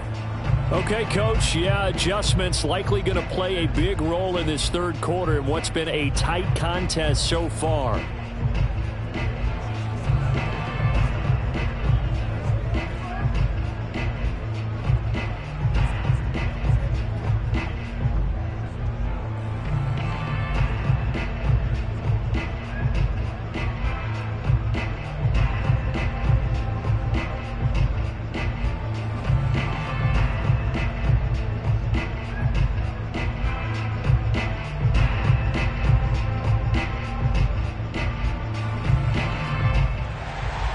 As they say here in London, all to play for as we are back underway in the second half.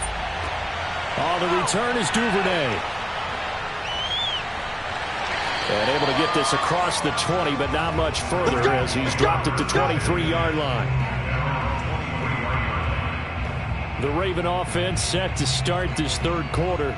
And they do trail, but they have a chance to possess the football first to try and do something about it. And that certainly makes it something of an important drive for them, because is it going to win the game?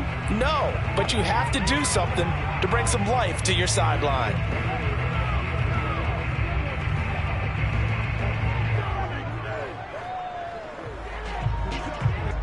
Jackson and the Ravens come up now 1st and 10 at their own 23.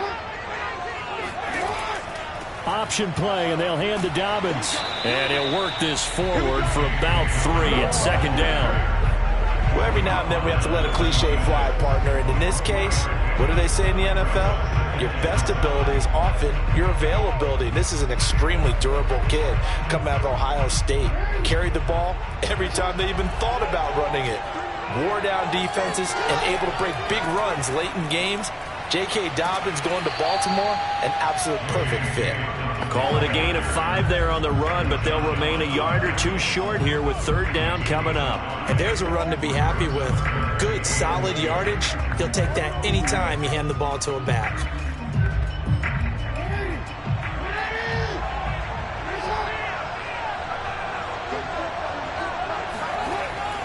Dobbins going to take the handoff on the option. And he's going to have the 1st down yardage to the 35. Well, partner, none of these runs individually have added up to it. Now 3 plays, all 3 short runs, but together a first down. Yeah, it's amazing how the narrative changes when you string them together.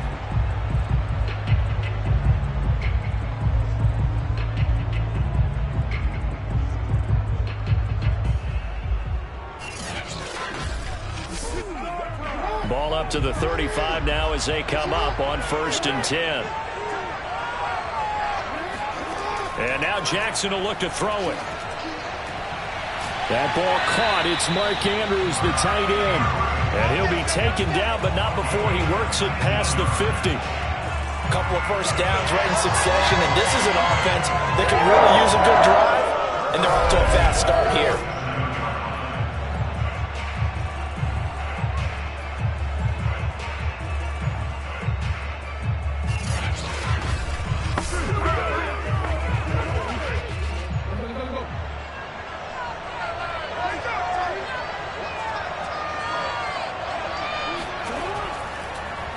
And they'll let the quarterback keep it here on 1st and 10. And brought down, but able to get it to their 30-yard line.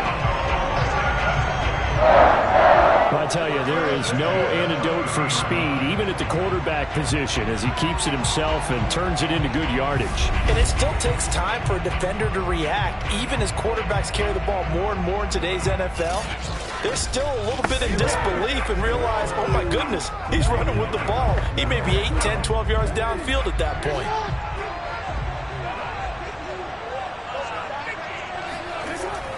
An option handoff here to Dobbins. Might have gotten this one down to the 28, and that's all. DeJuan Smoot with a tackle. And this is why aggressive defense coordinators love to blitz. It wreaks havoc because they end up taking their attention to the blitzers, freed up the D lineman to make the play. Here's 2nd and 9.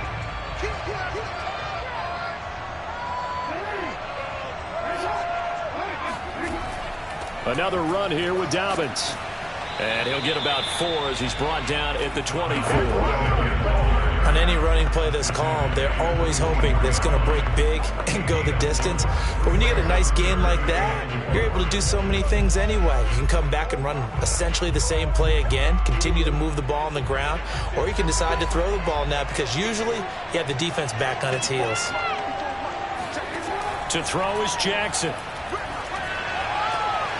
That's taken in by Duvernay. And he will have a Ravens first down as they're able to get the 3rd down conversion.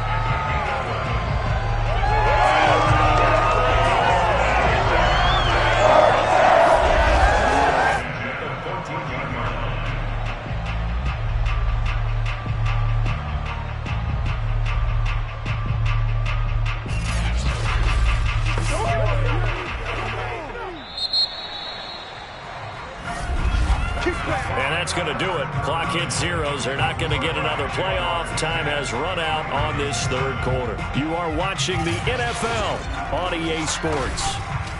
Welcome back now here in London. It's been a very hotly contested game to this point. Just a field goal separating these two teams as we get set for the 4th quarter.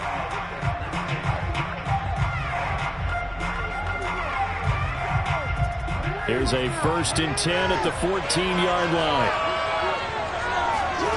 Throwing is Jackson. Over the middle, and it's incomplete. Nowadays, quarterbacks don't mind throwing into coverage because of the confidence they have in their receivers to come down with the ball. But sometimes you have to be careful you don't get too confident and throw an interception. Under 4 to go now as they come up on 2nd down.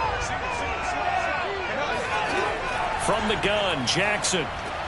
Looking left side, Andrews with it complete. And the Ravens are going to have a 1st and goal coming up as the tackle made at the 3-yard line. And here we are in the 4th quarter, partner, and watch them drive for what would be a go-ahead touchdown.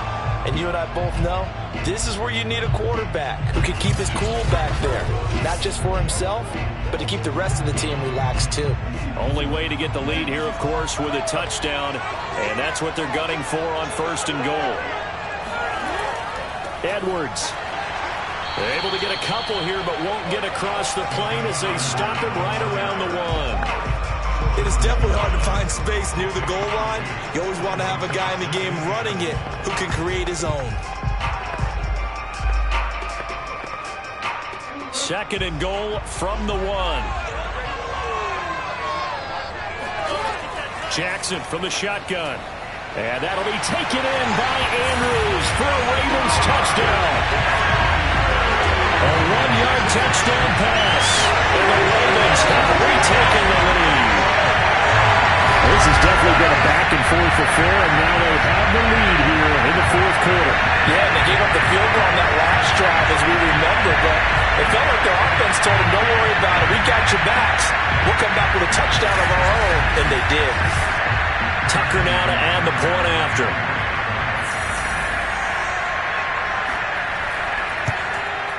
And that makes it 14-10. So that drive, 12 plays in length, and it's capped off by the Baltimore score.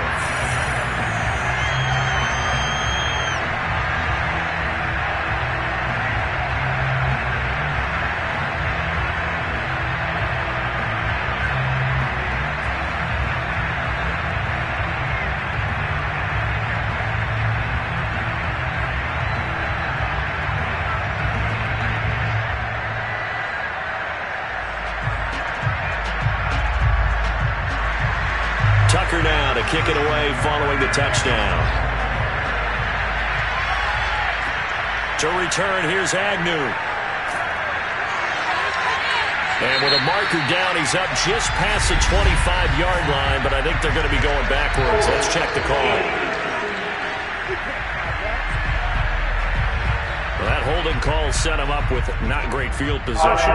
Not at all when you tack on the penalty. With that field position after the return wasn't terrific, it's not a great starting field position as well. When the holding penalty sets him back inside the 20 as they get going on this drive. On 1st down, Lawrence finds the open target, Arnold. 7 yards to pick up there. Well, that's always a good place to throw it just because he's one of the biggest targets not only on this team but in the National Football League. And you and I both know the quarterbacks love these large-body tight ends, and why not? Nowadays, they're really wide receivers who are just taller and have a little bit more weight. These guys catch the football, make big plays downfield. In the old days, we wanted them to block. Now coaches want them to catch the football first. And he's taken down but able to slip across the 35.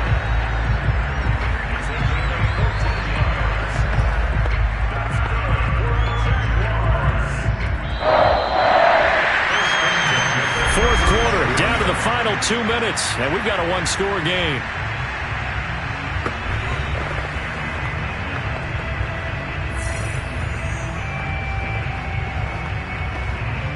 So it's Jaguar football here as we welcome you back.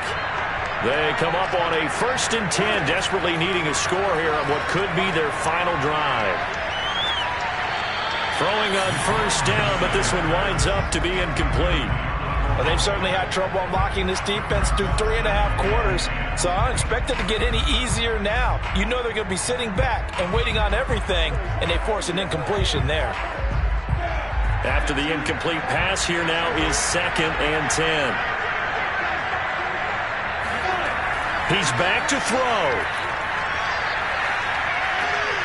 This one complete to the tight end, O'Shaughnessy.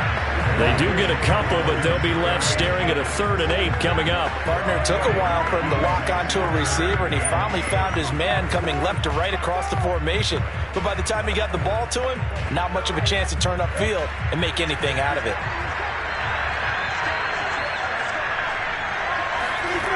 Back to throw. And that is incomplete. Figuring they're going for it on 4th down. Remember, though, they do have all 3 timeouts, so even if they don't get it, all is not lost. Yeah, normally in this situation, when you're talking about having to go for it, everything is in this play. But as you noted, with those 3 timeouts, they actually have a little bit of a safety net. Down 4 late. Got to go for it here on 4th down. And they'll try and throw for it with Lawrence. And it's incomplete. They cannot convert, and they turn it over. They had to go for it with such little time remaining, and the Ravens get the football back and in great shape. Well, you feel the excitement build on those fourth down plays. Defense has to stay out there, but for the offense, when that thing doesn't work out, such disappointment. It can absolutely be a deflator, but how about the defensive guys? If they stop you on fourth down, they are absolutely elevated going to their bench. They're elevated now. Big stop on fourth down.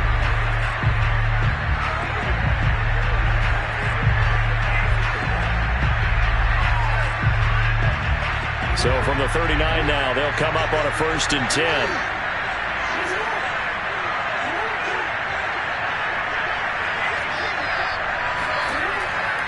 Jackson going to give this one to Edwards. And he'll power ahead, but only for about 3 yards. 2nd down coming up. The Jaguars going to go ahead and use their first timeout as they'll talk things over prior to this upcoming 2nd down play.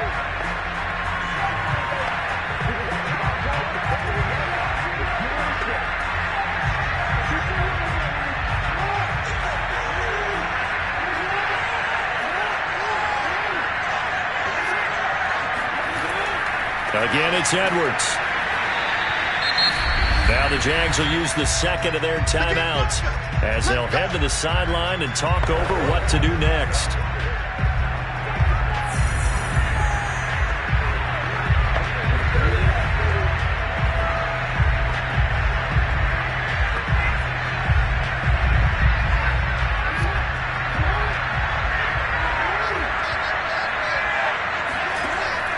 Jackson with a handoff to Dobbins on the option. And Dobbins, he is not going to get there. They stop him short of the line to gain.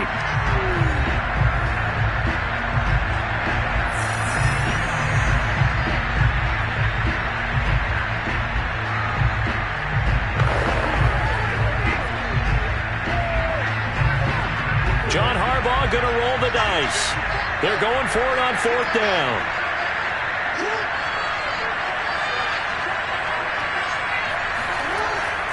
They'll run for it. It's Edwards. And I don't think he got there. He did not. They stop him a yard shy. He needed 2. He only got 1. And the Jaguars are going to take possession here on the turnover on downs. Everyone gears up for 3rd down, talks about the importance of it.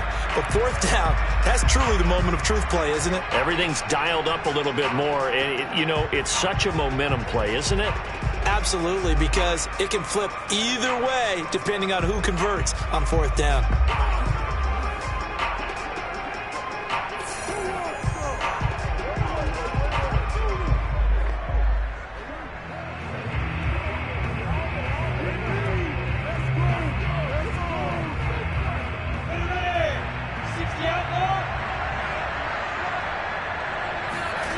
Back to throw.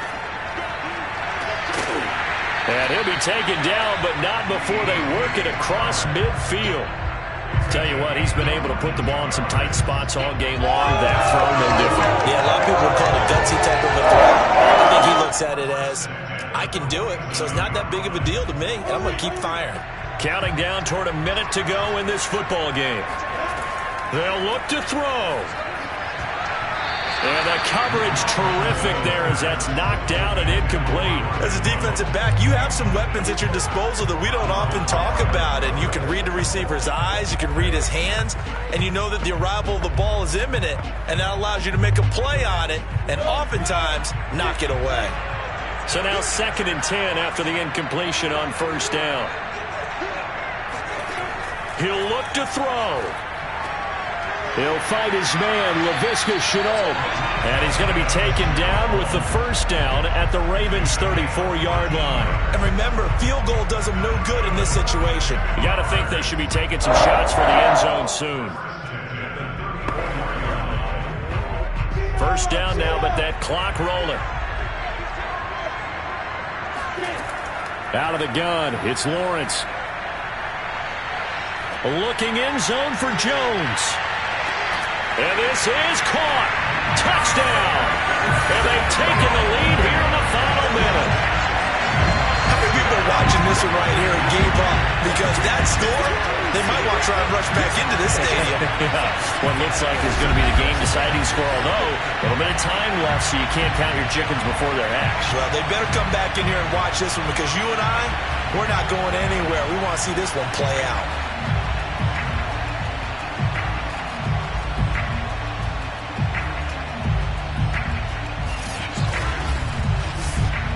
Now an important extra point here to stretch this lead to a field goal. He's got it, and this is indeed up to a 3-point lead. A drive there of just 4 plays. And it's capped off by the late touchdown that puts him out in front here in the final minute of the contest.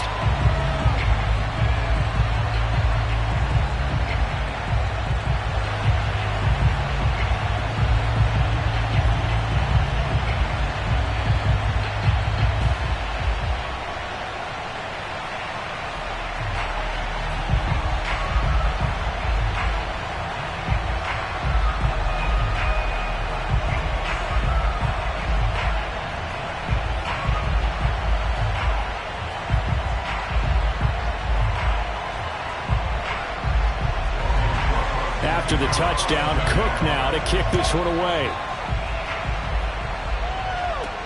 On the return is Duvernay.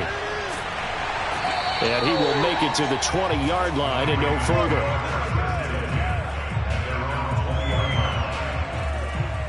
Jackson and the Ravens, here they come. Down 17-14, a little over 20 seconds to go. They need, at minimum, 3 points out of this as they come up 1st and 10.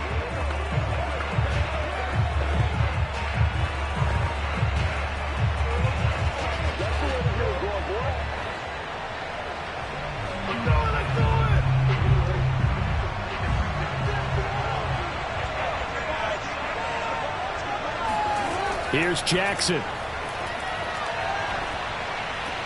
And that's complete to Brown. And he's going to pick up a first down here as that clock continues to run.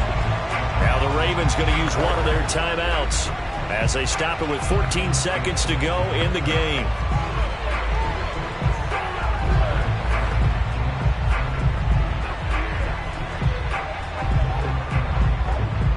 From all the way up at the 38 now after a good start to the drive. Jackson to throw. That'll be incomplete with 9 seconds now showing on the clock. Sammy Watkins, the intended receiver. And that'll bring